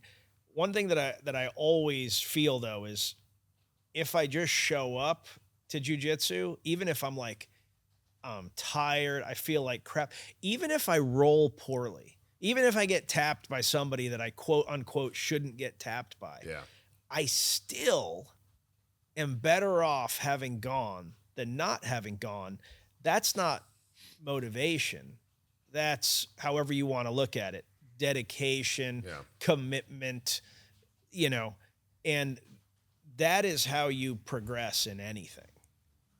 Yeah. And you know, those like that like dedication, you know, determination, these things, they have to be curated. You know what I mean? It's like they like it took like work, you know, because I was pretty lazy. I was a real lazy kid, but like I get it. I want to be happy on occasion. I love the elation. I love to feel at peace. I love these brief ephemeral moments, but they're better off ephemeral. They're better off being temporary. But it's like because I work for that happiness, I work for that reward and stuff like this. But I've spent a lot of time like very carefully curating a character that demands like determination, right? And it has served me better than anything else. And I'd be remiss if I put things like determination or discipline or grit off to the side in exchange for temporary happiness. Yeah. Closing this subject out a little bit, because otherwise we're just going to go on forever with it. But I think that this focus on, especially for young people, that you have to be happy or the goal is perpetual happiness, does them a disservice, because they're wrestling with all these emotions of, maybe they like a girl, she doesn't like them, or maybe they want a job, but they don't have it yet. Or maybe, life isn't going their way. They're living at home and they have friends that are doing a little better or whatever.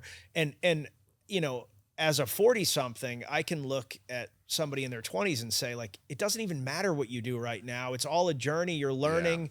Like, this will all play out in time. But when you're in it, you feel like you have, like, it's hilarious to me when somebody who's like 25 is like, I'm behind my friends. Yeah. And we even, I had Mike Machiavello, who is a world-class wrestling athlete, on the show. And the guy is like, he's intelligent. He's a hard worker. He's like number 2 in the world in his weight class, but he's behind like one of the best dudes ever. He's 28. And like, we had a real conversation where he's like, man, I just feel like I'm behind my peers and like, I need to do something meaningful. And I'm like, man, you're like number 2 in the world, essentially behind a gold medalist. Yeah. And you would be the Olympian if it wasn't for this gold medalist, and you're getting better every year. And even if you do nothing but wrestle until you're 35, you have plenty of time, because you've built these great habits, and you're unstoppable. He's unstoppable. Hollywood, stay out of this. So anyway, I'm gonna bat that over to you to close out as our distinguished guest. I appreciate that. Thank you. I think it's interesting, right? And young people specifically, they chase after these ephemeral things. And I get it. Like, when you're young, like, if you're miserable for a year when you're young, you're 12 years old or something like that. Yeah. 13, 14, 15 years old. That's 15% of your entire life.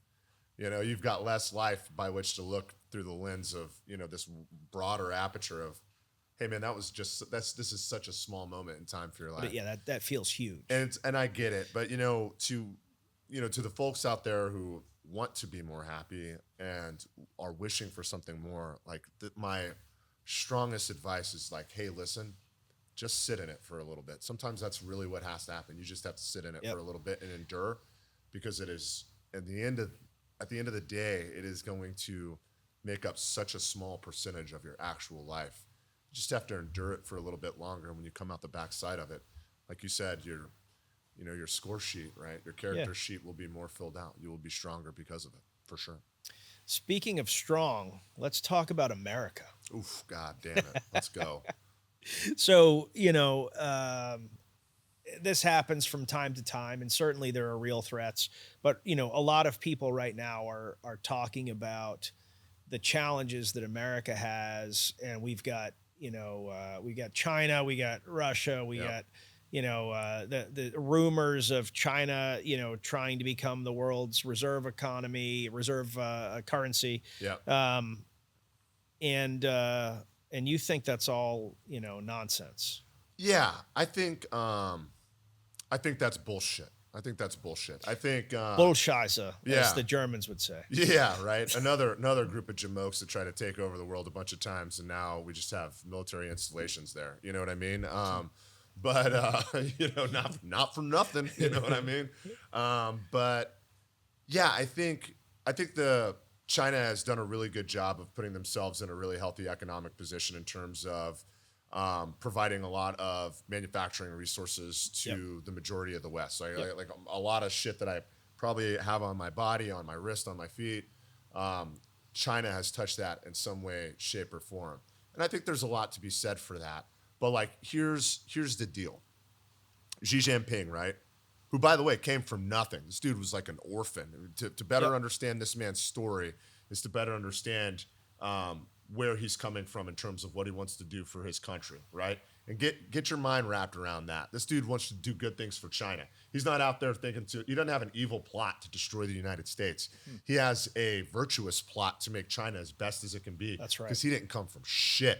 He didn't have anything. This dude is an orphan. He is a rag to riches story. It's like, he's like a fucking Charles Dickens character. You know what I'm saying? He's like Chinese Bruce Wayne. Dude, straight up. Dude is just in charge of the entire country now. One of the largest economies on the face of the planet. Second, runner up.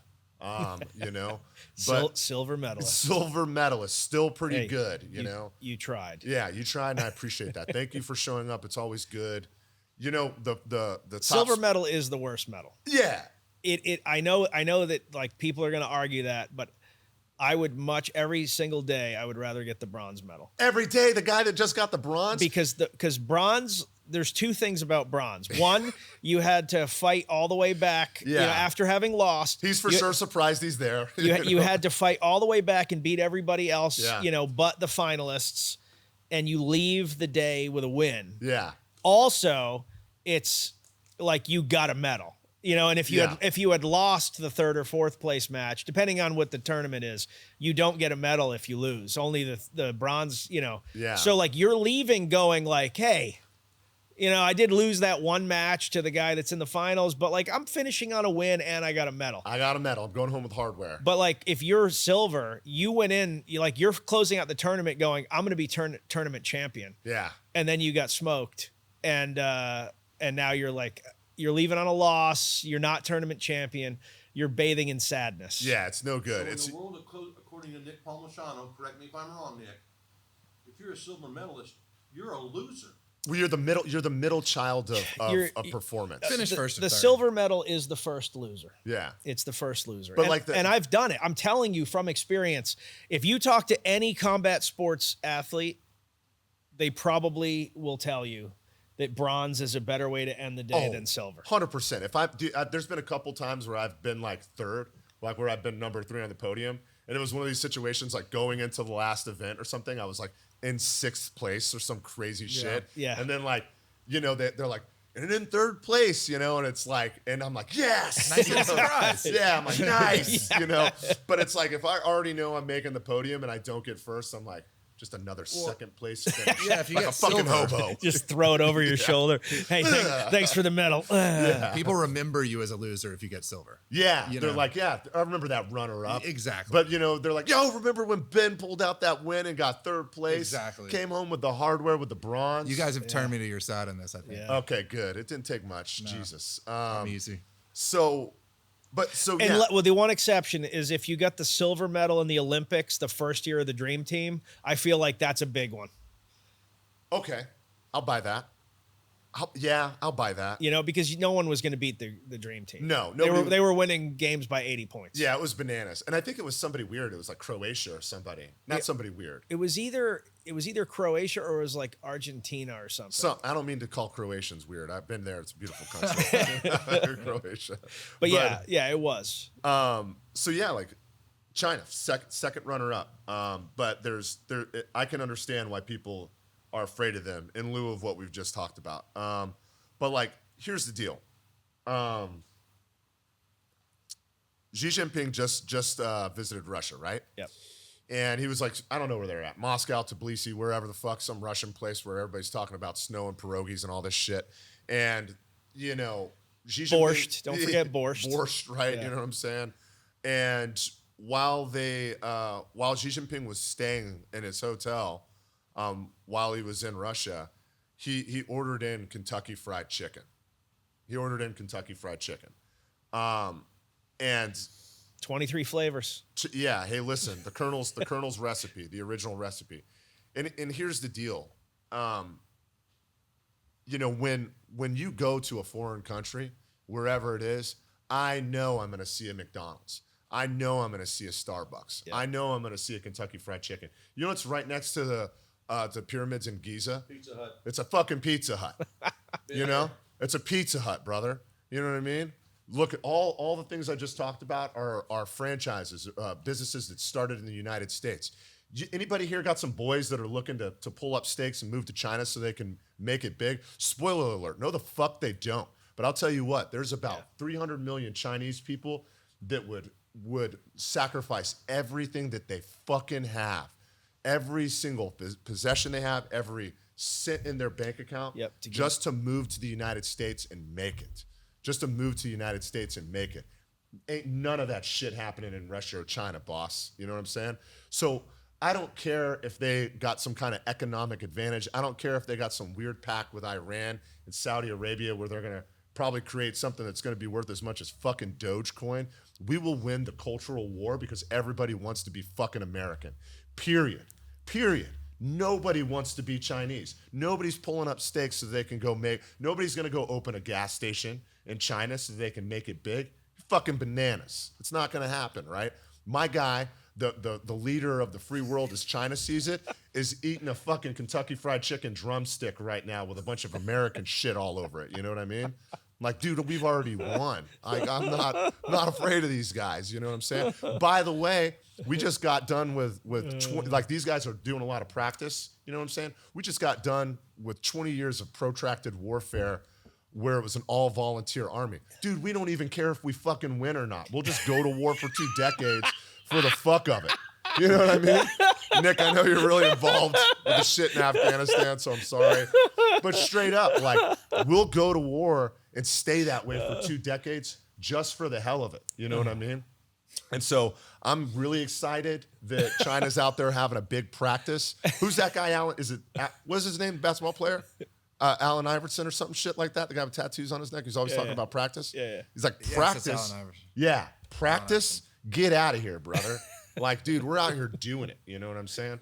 Also, I'm like 1.5 feet taller than everybody in China. They see me, dude. They get one look at me. I'm terrifying. I just hope they don't put in a mouth guard. Yeah. If one of them comes out and puts in a mouth guard, I might have some. But you know, I like, take it back. But I say that, but I know that's a bonkers diatribe, right? Me talking all this shit about how America is great, but that's real.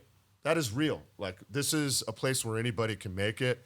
And although, like, there's a lot of cultural conflict in the United States right now, right? The place seems somewhat divided, and people would probably submit that it's more divided. The country's more divided than it's ever been. It's because we got short memories. As I recall, very short memories. Yeah, as I recall, around the Vietnam War, there was some pretty bad shit going on around the civil rights movement, and we've arguably have been moving towards a place where our citizens are starting to evangelize for more equality, and who's getting that equality, how we get it, are all under vast contention right now. But I think what we all know is that this is a rad place to live, or maybe we don't talk about it enough, but we know it deep down. I think it's currently unfashionable to talk about how the country's great. And I don't get it. Like, I honestly don't get it. Like, hey, I'm cool with people argue about all this stuff, right? Yeah. Argue about,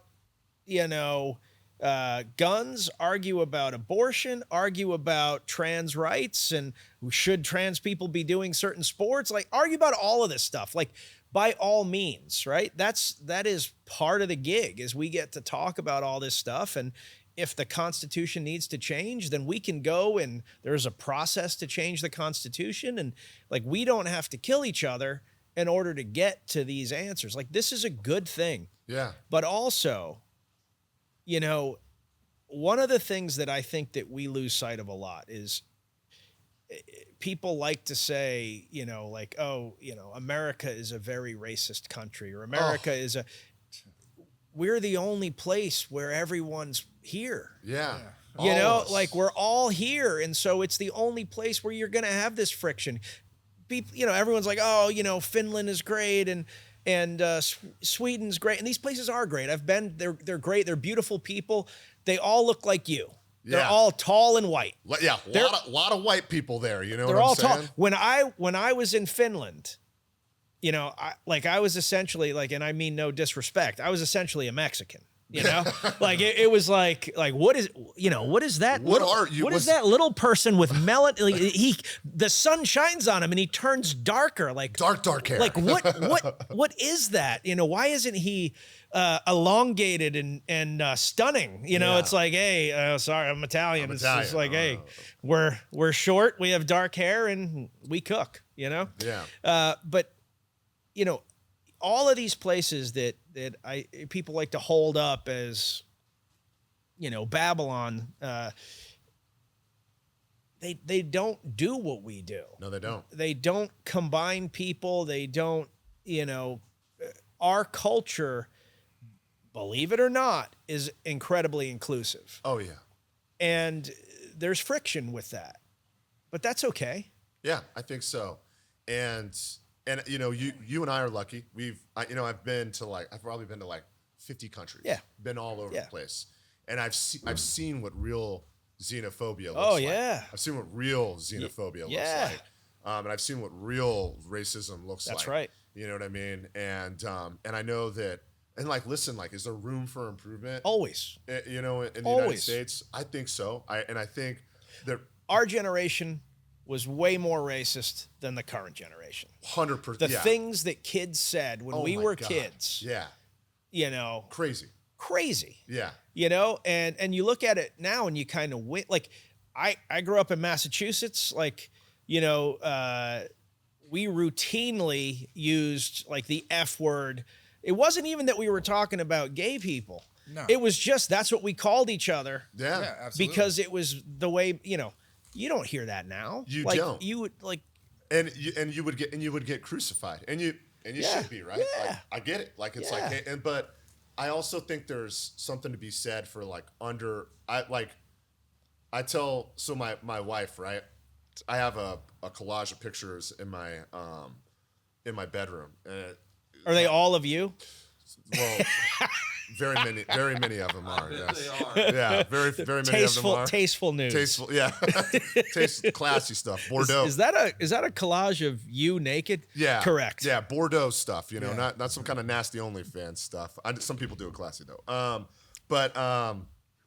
You know, but it has pictures of people that aren't in my life anymore, to include ex-girlfriends. And she used to get like really pissed about that. She'd be like, God, I don't know why you got to have a picture of your ex-girlfriend up there. And I used to tell her, I was like, because that's part of the narrative. That's part of the narrative. That's part of my story. Yeah. Like, yeah, that's my ex-girlfriend, but you're my wife. And like, when I say you're my wife, what I actually mean is you're my partner. Me and you were in this. You know what I mean? We have a partnership, pal. I was like, everybody else, once again, ephemeral. You're here for the long haul, pal. Me and you are sticking through it. And I think that's important. Like, you watch The Hangover, right? Bradley Cooper paging Dr. F word, right? Nobody's crucifying Bradley Cooper. One, because he's very handsome. Yeah, he's a good looking man. Beloved in Hollywood. So I don't think anybody's going to come after him with pitchforks anytime soon. Sober guy, AA guy. Yeah. But you know, if you're ugly and in Hollywood, and they're gonna track you down. They're gonna get your ass. You need to redact the statement. But like, hey, listen, that's part of the narrative. That's where we were as a country at that point, right?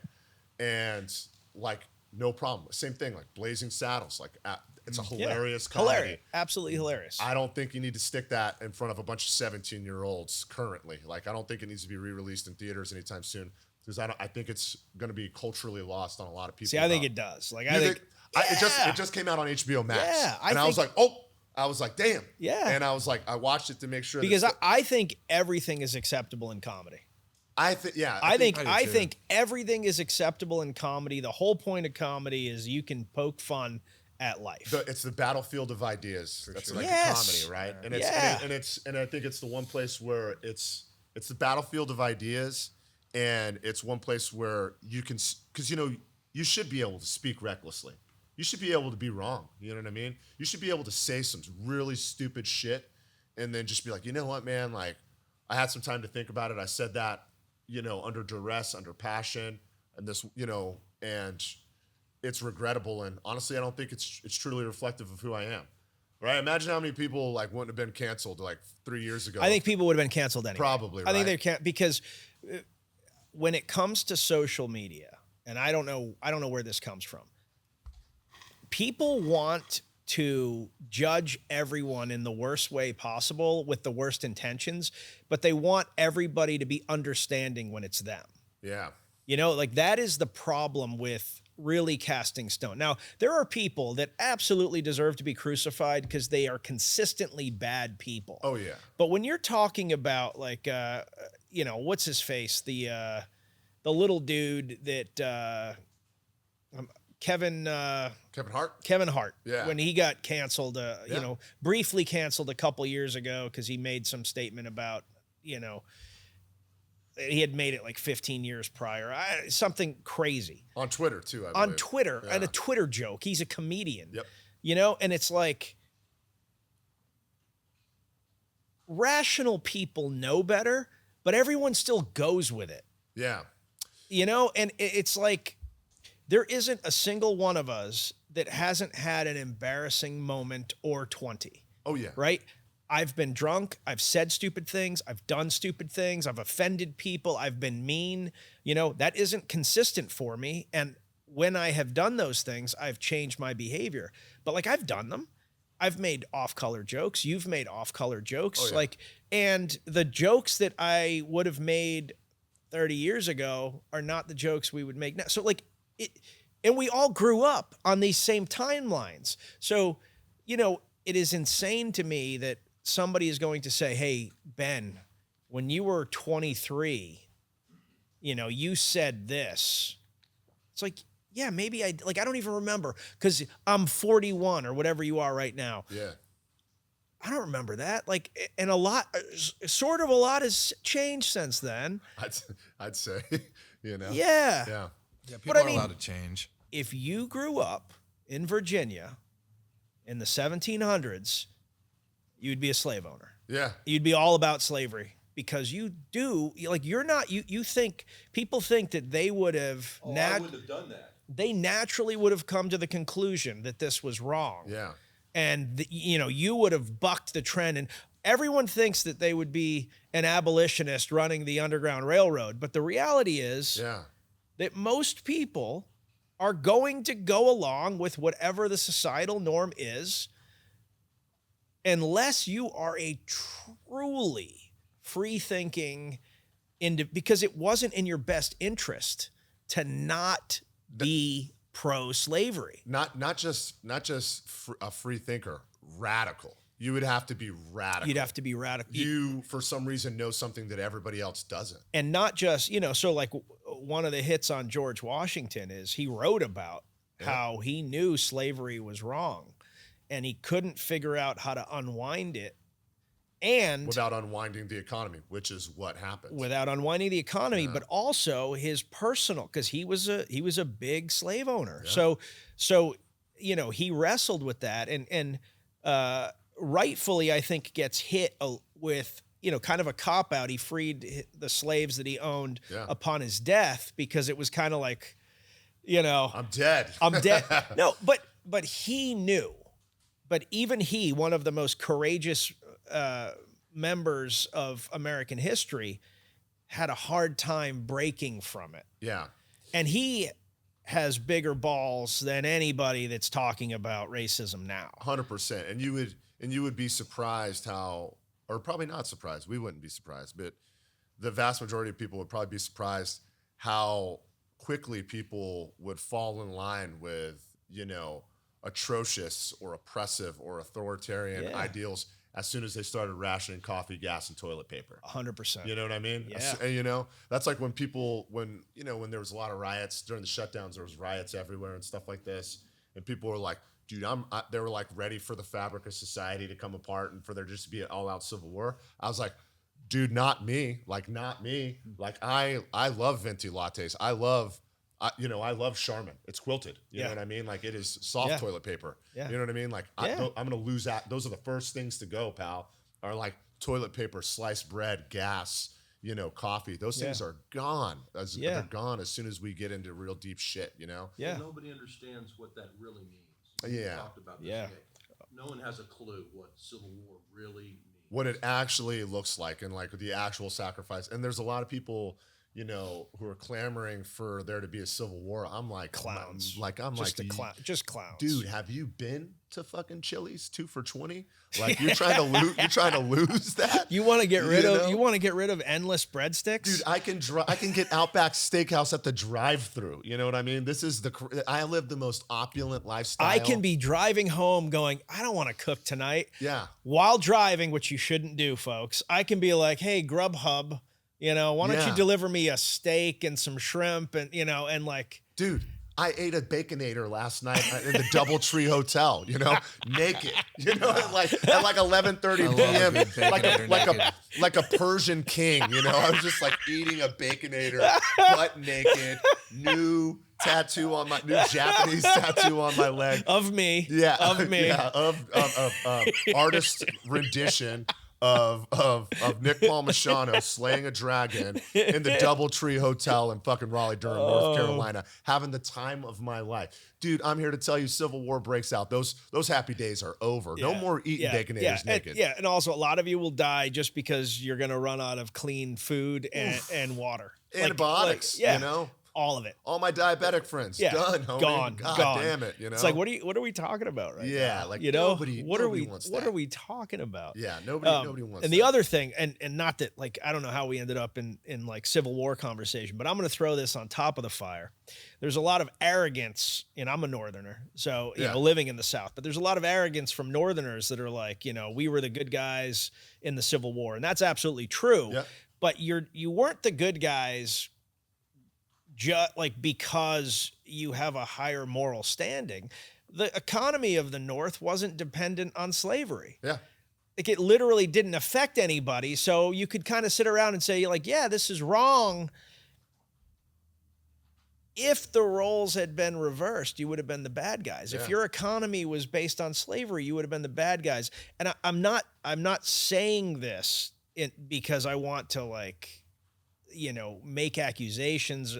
I'm just saying it because it is human nature to look at what you're doing as good. Yeah. And what other people are doing as bad. And the reality is that unless you are a sociopath, most people try to do good. Yeah.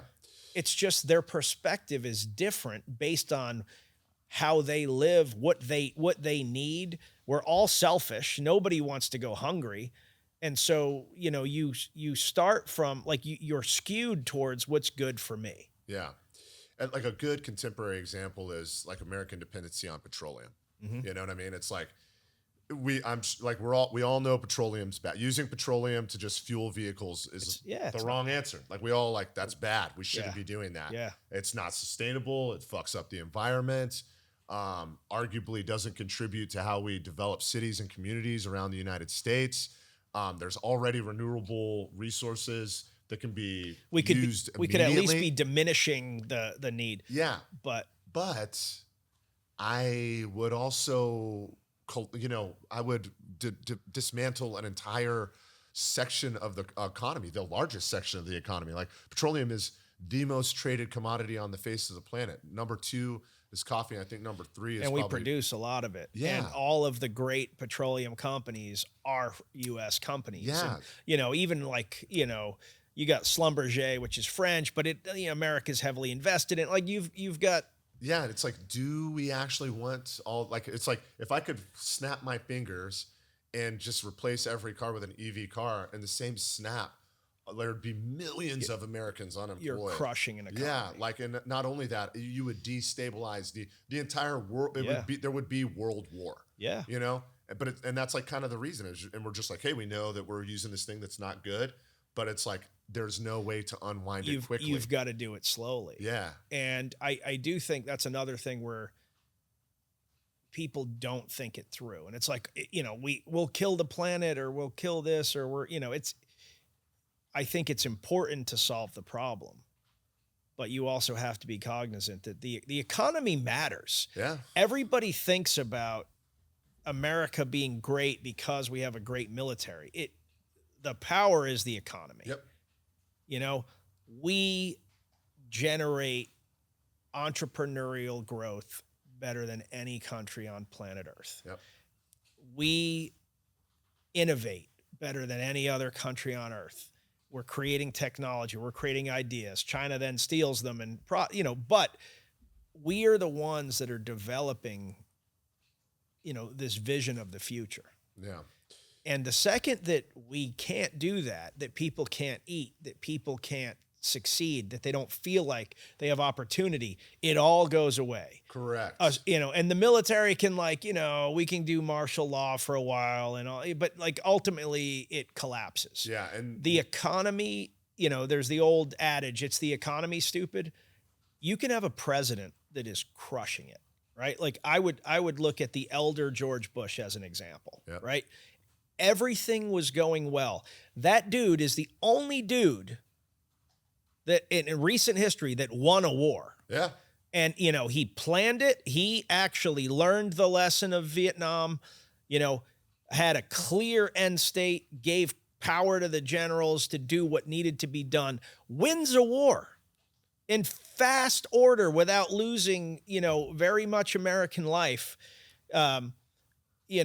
was beloved, raises taxes, impacts the economy in a minor way, loses to Bill Clinton, who then, just as Bill Clinton takes office, the internet explodes and Bill Clinton gets credit for balancing the budget when it was just massive GDP growth that resulted in, he did everything right except he was responsible and raised taxes. Yeah. And that effect on the economy tanked him. If he had not raised taxes and had done what every other president since him, because they learned the lesson that I don't actually need to do the right thing. I need to not raise taxes.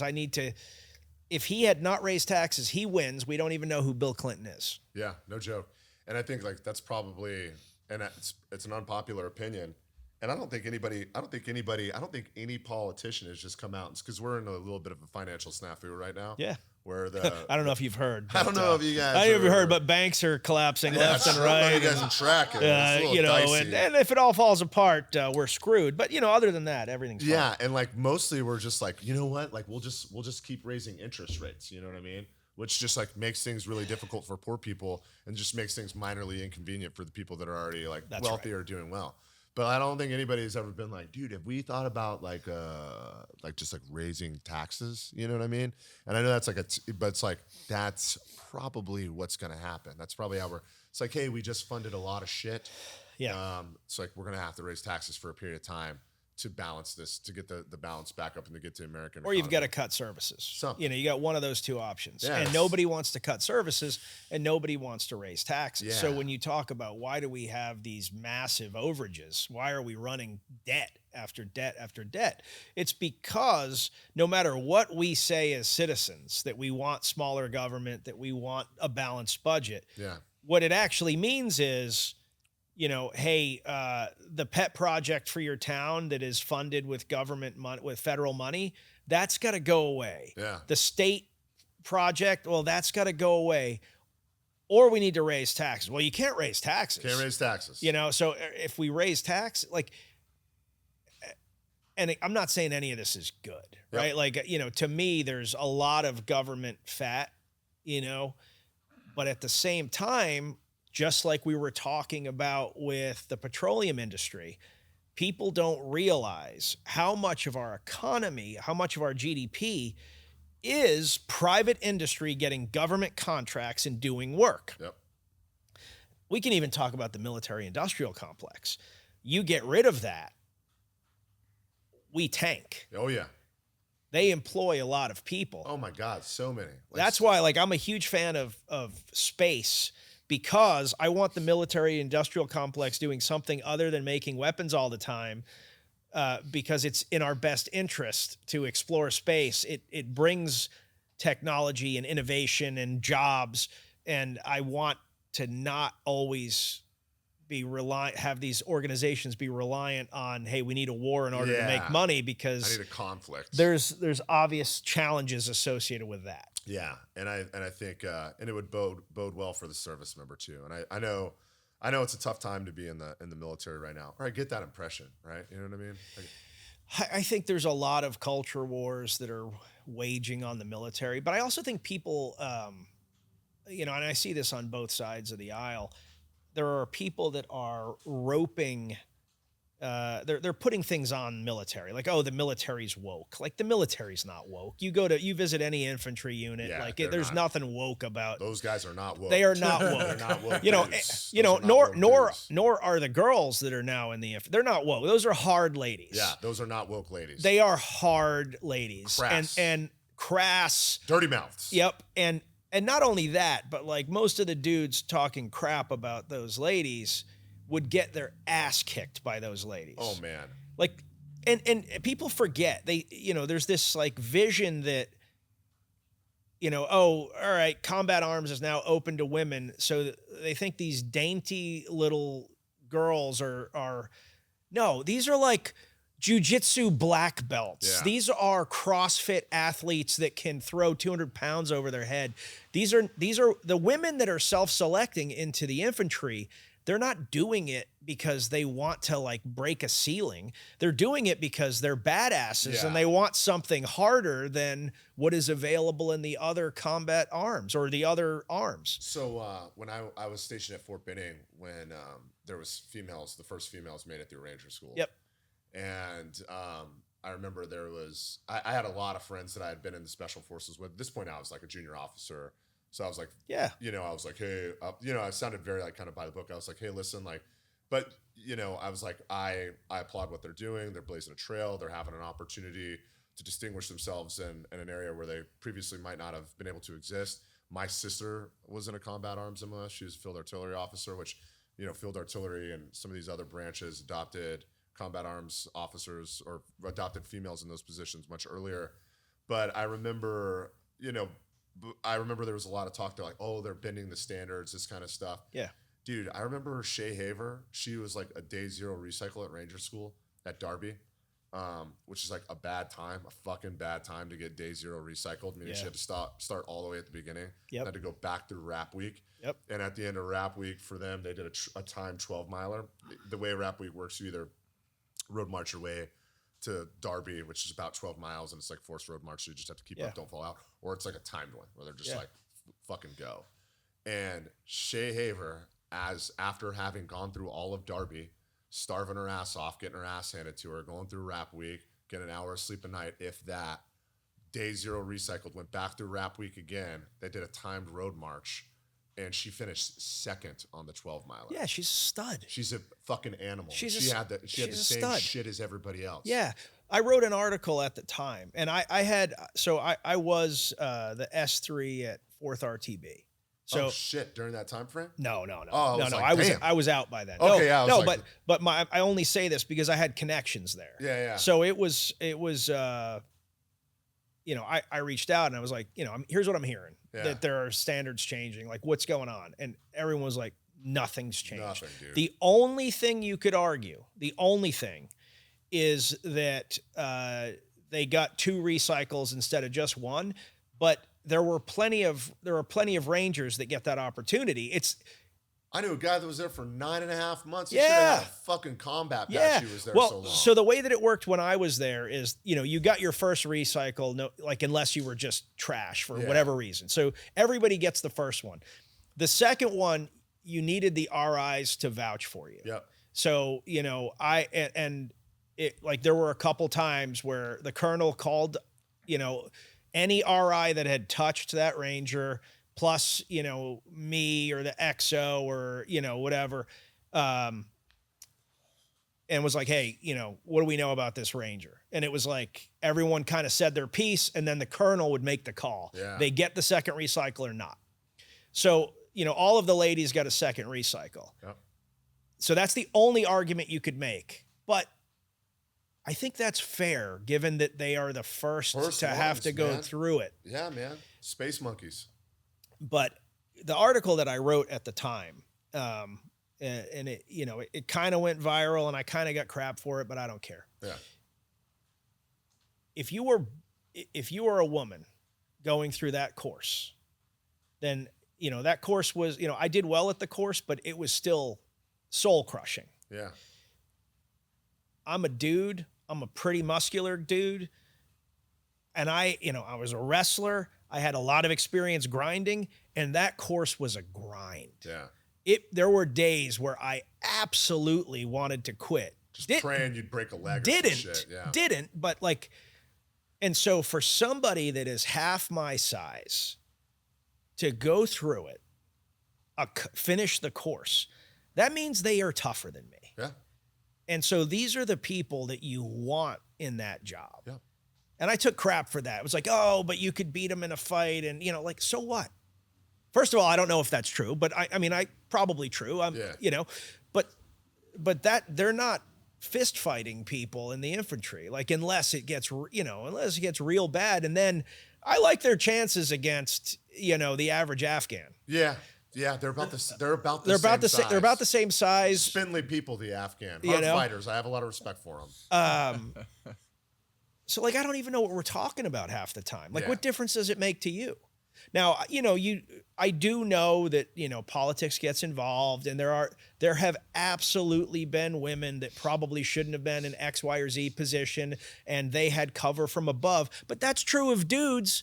How many generals' kids sucked? Oh my God. But they kept getting great jobs, and you're like, man, how does this kid keep getting this job? Everyone fucking hates him. Yeah, I had company commanders back in the day, like when I was forward deployed, when I was in Afghanistan, that I watched cry on the battlefield, and those same guys, it was like, yeah, here's your silver star. Yeah, and nobody was surprised. Like, everybody was like, oh yeah, that guy, like, well understood that this dude was a shitbird. Gets an infantry, gets a line company in combat, you know what I'm saying? And, is having a big cry, because his PLs are off somewhere involved in a terrible firefight. And, he's having a cry about it. I'm like, homie, you weren't even there. You need to relax. You know what I'm saying? Eat a turkey sandwich and dust it the fuck off, dude. Eat a turkey sandwich. Yeah, man. And have a nice tortellini MRE. Yeah, and I mean, when guys like that are being allowed, like when guys that everybody unequivocally like understands are like, incompetent, not fit to lead. Yeah. Sorry. You know what I mean? And they're just like, you know what? Here's a line company in combat.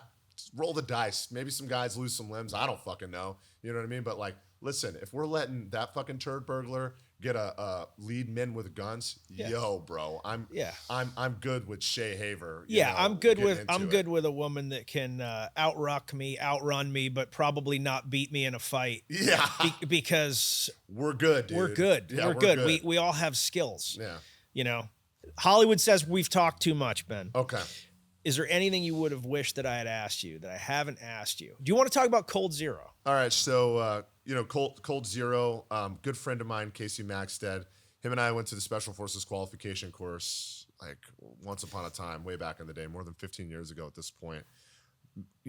Stayed in contact with each other through the years. He reached out to me about a year and a half ago because he was working on a brand. He wanted to start a distilled spirits brand, a veteran-owned distilled spirits brand. At this point, I had several years of experience building a couple different brands. For sure had experience operating inside the military retail channel specifically, where we think there's going to be some great affinity for the brand, but kind of invited me to kind of help him as a passion project, but later on down the road, brought me in as a founder. So, I have, equity in the organization and have been providing quite a bit of counsel and work towards helping grow the brand and help him and the other founders, which is Chad and then Casey and a few other guys that kind of hail from the special operations community. And together we've kind of built this distilled spirits brand. It's grown pretty well over the past year. We've been lucky to work really closely with organizations like Warrior Rising and the Green Beret Foundation, even though like not having a ton of distribution, probably in less than 300 brick and mortar locations, mostly in Iowa. We've still been able to donate or help contribute up to $50,000 towards veteran service organizations just in 2022 alone. And recently we're awarded business in AAFES in military retail. It's awesome, man. It's a great whiskey. I'm not like, again, Cold Zero is not a sponsor of this, even though we occasionally have thrown sponsorship for them under Warrior Rising. Yep. But right now you have two core products, the bourbon rye blend. Yep. is the Cold Zero whiskey, and I really like it. I didn't know, and I'm not a bullshitter. Like if I didn't like it, I wouldn't. It's really good. It's a smooth whiskey, and I think it's great for old fashions, and it's great for. I like bourbon with a splash of ginger, and I think it's great for that. It's a great whiskey, and then the vodka is quadruple distilled. Yep. And so everybody likes to, I know a lot about this stuff. Everybody thinks that these big brand vodkas are the ones, like, oh, it's whatever the sexy one is at the time. We've gone through a few phases, but actually when they do taste tests, the vodka that typically wins every year at these blind vodka taste tests is Smirnoff, which is not considered to be like a high-end vodka anymore. It was in the 80s, but now it's not. But the reason why it does is because what people are really looking for in vodka is they're looking for a clean, they want it to taste like nothing. Yep. Smirnoff is triple distilled, which means it's essentially cleansed 3 times, so it tastes like nothing. Their vodka, Cold Zero's vodka, is quadruple distilled. Yep. And so filtered. It's actually funny because like Casey was like, yeah, our vodka tastes pretty much like any other vodka. And I was like, Casey, that's actually not true at all. You're the founder. Yeah. He doesn't, all of us guiltily don't spend enough time drinking the vodka. And I don't drink a ton, for me, like I alcohol. I'm a whiskey guy. Whiskey guy. And you're a clean living guy. So, clean living guy. I don't drink to excess. I have maybe 2 beverages at a time, but when I do, it's whiskey. Yeah. And when I do go to a bar, I order a shot and a beer, and I just drink Coors or whatever, and I usually order well whiskey. But like back in the day, I loved Jameson. Back in the day, I would like take the cap off of a Jameson bottle and throw it away. Like I'd be like, the bottle will be finished. Before we leave Cold Zero, so I just give us a brief synopsis of what you see here. Okay, so this is a commercial that we worked towards early on in the inception of the organization, working closely with DJM, and this is our rendition of John Wick, which John Wick 4 recently premiered. It's the #1 movie in America. You really should just drop this. We're going to drop Where it. did you find this actor? We're going to drop. Who's that one? Wait, you talking about that? That is a woman. So, but that one right there, that's me. That's my act. Those aren't acting chops. I've just been fucked up before. So all I had to do was just conjure up memories of when I've been a mess like that. But yeah, I might have. I think we just dropped this in the episode. That's why I'm doing this. Yeah. We're going to drop this in the episode, whether you like it or not. That's fine. I think we should. We should definitely do it.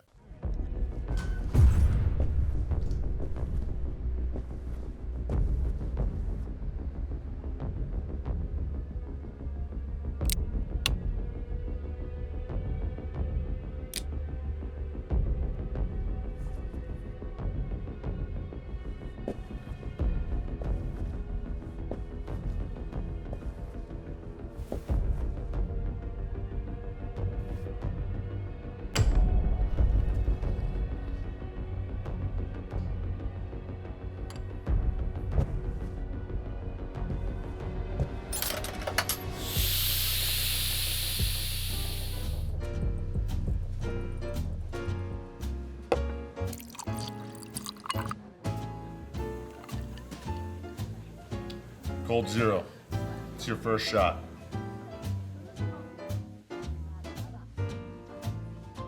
The fact of the matter is like, I enjoy working on things that are fun, interesting, exciting, and challenging. And this one has been all those things. Yeah. It has been both fun and interesting. It's hard to grow. It's hard to grow a liquor brand. I watched it with the Black Rifle guys when they were doing totally blanking right now. Lead Slingers. Yeah. Because Rocco's brand, good dude, by the way. Yeah, Rocco's a great guy. Goddamn. But what people don't realize is you're fighting for space. Oh. And the space is controlled by the bigs. Yeah.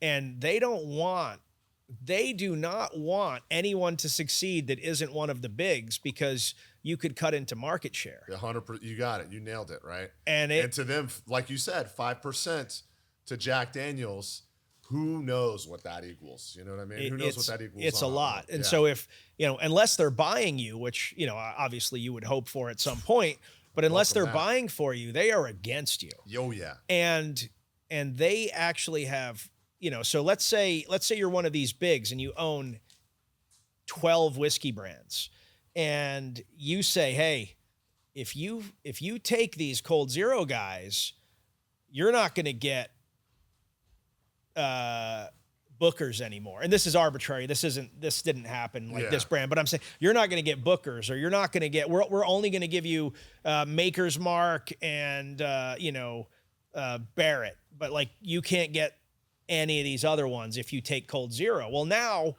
the store has to make a call like, man, am I going to risk giving up 30% of my sales on these other more expensive niche brands to take Cold Zero? Or am I going to say, well, this sucks, but I can't take you? Yeah, exactly. And it's been tough, and regulations for distilled spirits changes state to state. It's like every state has its own set of rules. And they change. Yeah, boy, I never was really clear on what the ATF actually did. I think they should just be like ran like the fucking DMV, just put them all in offices and people just go there and like apply for licenses for whatever they need, like you might to drive a car. That's like how I think they should like. I don't know what they're doing right now. Presumably raiding houses and killing people's German shepherds and shit. I don't fucking know. Beating up some dude in front of his wife. But that's probably what they need to be doing. But I will tell you, they're active in regulating how alcohol is bought and sold across state lines. Bet. Boy, howdy, it is bananas. You would never think so. So it's been a fun challenge, but it's with friends of mine. It keeps me close to the veteran community too. I always like, if I can find a way to like, look, I don't bemoan it's not that I can't let go of my veteran experience, but I like love it and cherish it. And I have so many fond memories of it, and it contributed so much to like who I am now, that if I have projects that are close to it, if I know I can give back, I want it. I think of it as a foundation. I've spent way more time out of uniform at this point than I spent in. Crazy to think about. Yeah. Shit. But for me, it's a foundation. Yeah. And so like it's a foundation I respect, but also at the same time, even at the height of Ranger Up, people were like, man, why don't you grow a beard and wear a hat? And I'm like, because I never did that in the military. I wasn't Special Forces. I didn't live that way. I'm not going to now pretend that I did live that way. Also, I don't like facial hair, so I shave, If you've served in the military, you know how hard it can be to find adequate childcare, deployments, field problems, potentially competing jobs, all of it.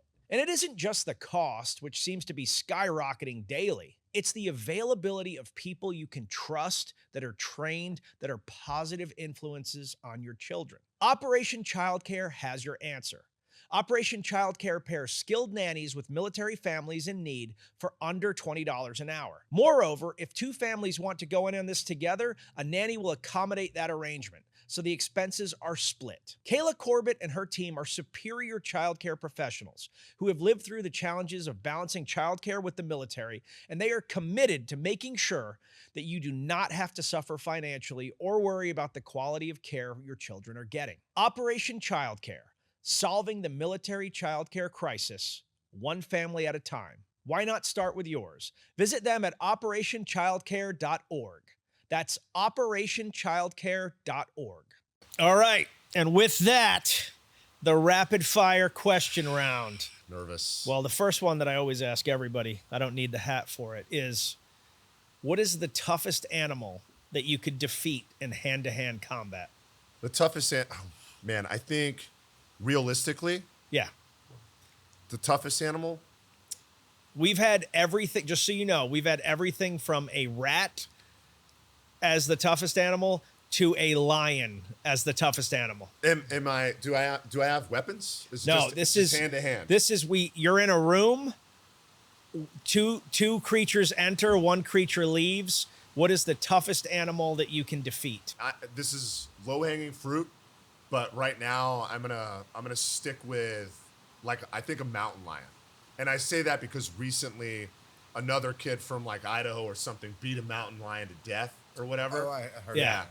That was a juvenile though. Yeah. Yeah. It was a juvenile mountain lion. Yeah, but he was also he was 16. He was also a juvenile. Yeah, but I think he was a wrestler. Yeah, he was. And I'm going to tell you something. Oh, no. The wrestlers took on the bear. Oh, yeah. Yeah, this was just a mountain biker. That was 2-on-1. This was just a mountain biker? This was a mountain biker. He wasn't a very big dude, but it was a juvenile mountain lion, and he was able to basically suffocate it with his heel. You're a bigger dude. Yeah, I think I could beat a full-grown mountain lion to death. Like a like a full like male? Yeah, fuck Hey, 'em. look up how big is a full male? Look it up on your phone while we A full-grown male mountain lion for sure. how many pounds is it? Probably like they're like the size of a Labrador. Trying to tell me it's just like it's like beating a mean. I feel Labrador to death. like they're closer to 200. No. I think a male mountain lion is like Adult males maybe more than 8 feet long and can weigh 135 to 170 pounds. So we're talking about 170. I mean, I got 60 pounds on this motherfucker. I will beat him to death, bro. I will beat him to death, All dude. right. I'll You know- double leg that motherfucker. I will fuck him up, dude. A mountain lion. Get out of here, dude. Shit. all right, we're going. Unless the mountain lion Has a mouth goes out guard. of mouth. Yeah. I'll tell you right now, I'll beat all 9 lives out of that motherfucker. Fuck that The mountain lion just puts like little things over his fangs. It's like, never mind, yeah. got to fat. protect these Forget it. things. Yeah. All right. Now, I don't know what these questions are. They were Ah. prepared in advance by Julia. So sometimes they're good, sometimes they're terrible, but Okay. she generally does a great job. What separates a good vodka from a shitty vodka? A good vodka from a shitty vodka taste. I don't want to taste anything in the vodka. Like, it needs to be charcoal filtered, like quadruple distilled. I feel like Cold Zero made in America is helpful. I feel as like well. we did not plan this. Yeah, I we didn't promise. plan that, yeah. What's been your best age so far? Oh God. Honestly, 40 was like really difficult. It was a difficult year for me, but it was like when I got married. It's when I found my footing as a father. It's where I've experienced the most success. And it's also when I started to let go of the idea that physical performance is what defined me, and that there's other things that I can be great at that and it can be recognized for. Yeah, it's hard. As you get older, you just like I'm still of an age where I can do a lot of stuff that Yeah. most people can't, but I'm not who I was. Not who I was, but You I know. like who I am. I like my credit Yeah. score better now. Yeah, yeah. You know? Shit. All right. What has been the most embarrassing thing that you've ever worn, and why is it capri pants? Okay. Listen, it's called a Cali roll, all right? And if you guys had ankles like this, you'd want people to see them shits too. But I think probably in the late 90s, You know what they call them in New England? what's that? Clam diggers. Clam diggers. Actually, clam diggers, Clam diggers. because that's what the Portuguese, and I can say that because I'm half Portuguese. Yeah. That's what the Portuguese do. They roll up the pants. Yeah. When they go into the ocean to pull clams out. Okay, that makes sense. I mean, I live in a coastal area. I'm a Floridian, a native Floridian, Yep. I might add. So not only is it stylish, it's also functional. But in the late 90s, I did wear Janko jeans. And boy, howdy, that shit is... Didn't have you pegged as a Jenko guy. Ah, man, it was a difficult time of growth for me, man. You know, I understand. Caterpillar phase for sure. Jesus Christ, it was bad shit, you know? I mean, literally this. Okay, I feel like she doubled down on this.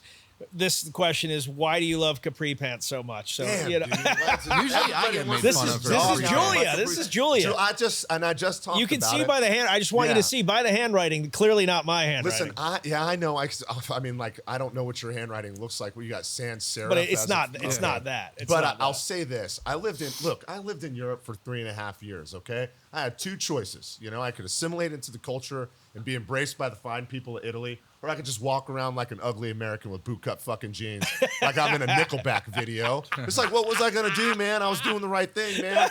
And listen, I took it with me from the old country. You of all people should be sensitive to it. You Hey, know what I I'm mean? fine. I'm fine with capri. Okay. Like, you know, hey, Fucking Julia beat me over the head with it, man. Julia is a terrible person, and that's Damn. why Why you like this to She is me? a terrible person. Yo.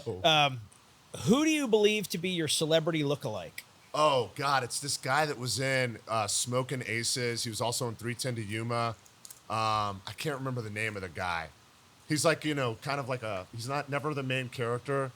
Same thing. He's got kind of a ruddy face, tall, muscular, articulate, voice like a poet. You know what I'm Was he saying? in Big Brother? Fantastic lover. What's up? Was he on Big Brother? No, he was. I don't. Hey, he's a good-looking guy. I'm not gonna take it from him. He's a good-looking man. Are you sure? People he was say on that we 310? look Are you alike. sure I'm like, he shit. was on 310 to Yuma. Yeah, he was on 310 to Yuma. What's his Ben name? Fall? Not Ben Fall. No, he's in Smoking Aces. His name's Michael Durant, I think. No, I'm thinking of the guy from Black Hawk Down. Yeah, totally different guy. Also a good-looking guy. Also a good-looking. Yeah. Kevin Durant, a little Durant. taller, a little darker. Yeah, I'm a little taller, a little darker. No, Kevin. I was thinking of Kevin Durant, the 7-foot All right. basketball player. Oh, Jesus. Name your most toxic trait. My most toxic trait is, damn, the worst one. I show up late. I show up late to shit. You showed up late today. I know, dude. I show Yeah, up late you today. did. I show up late to shit. I'm bad about showing up on time to shit. And when people explain it, they're like, you're being disrespectful to everybody else. And it's bad when they explain it that way. But listen, the first coffee shop was closed. It's a Good Friday. What was I going to do? Show up here not caffeinated? That's fucking bananas. You think you were going to get the same kind of showing with Ben not caffeinated?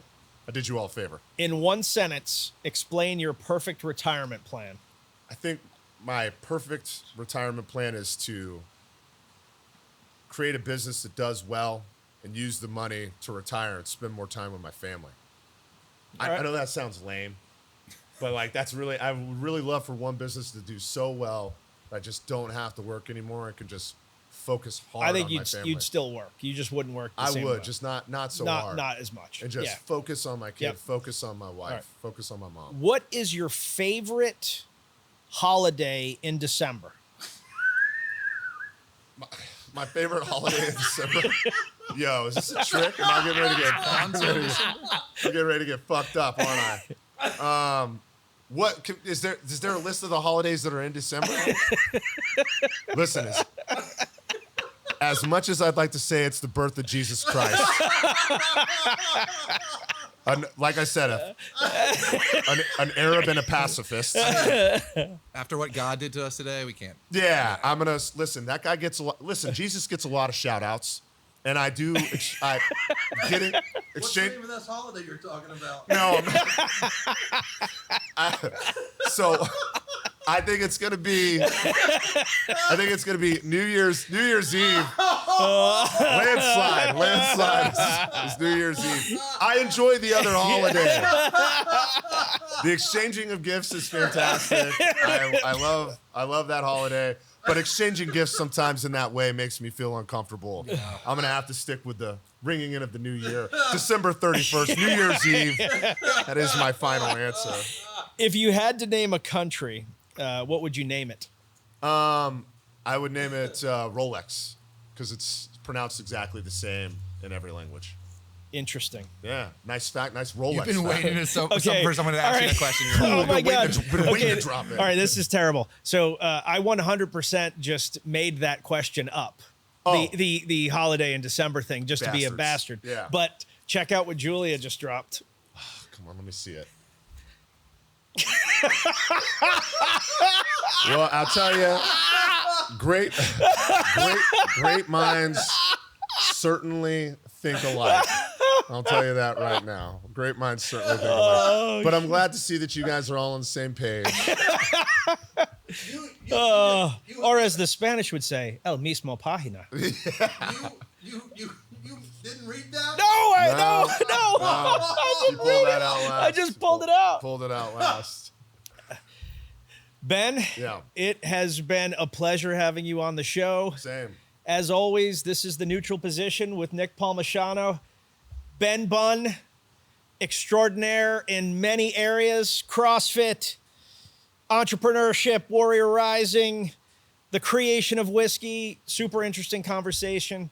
Thanks for your time, your service to the nation, and your service to our nation's veterans as they become young entrepreneurs. Thanks for man. having me. I Had a great appreciate time. it. Had a Yeah. great time. It's all a dream. I used to read Word Up magazine, Salt and Pepper and Heavy D up in the limousine, hanging pictures on my wall. Every Saturday, rap attack, Mr. Magic Marley Ball. I let my tape rock till my tape pop, smoking weed in bamboo, sipping on private stock. Way back when I had the red and black lumberjack with the hat to match. Remember rapping do da da da do?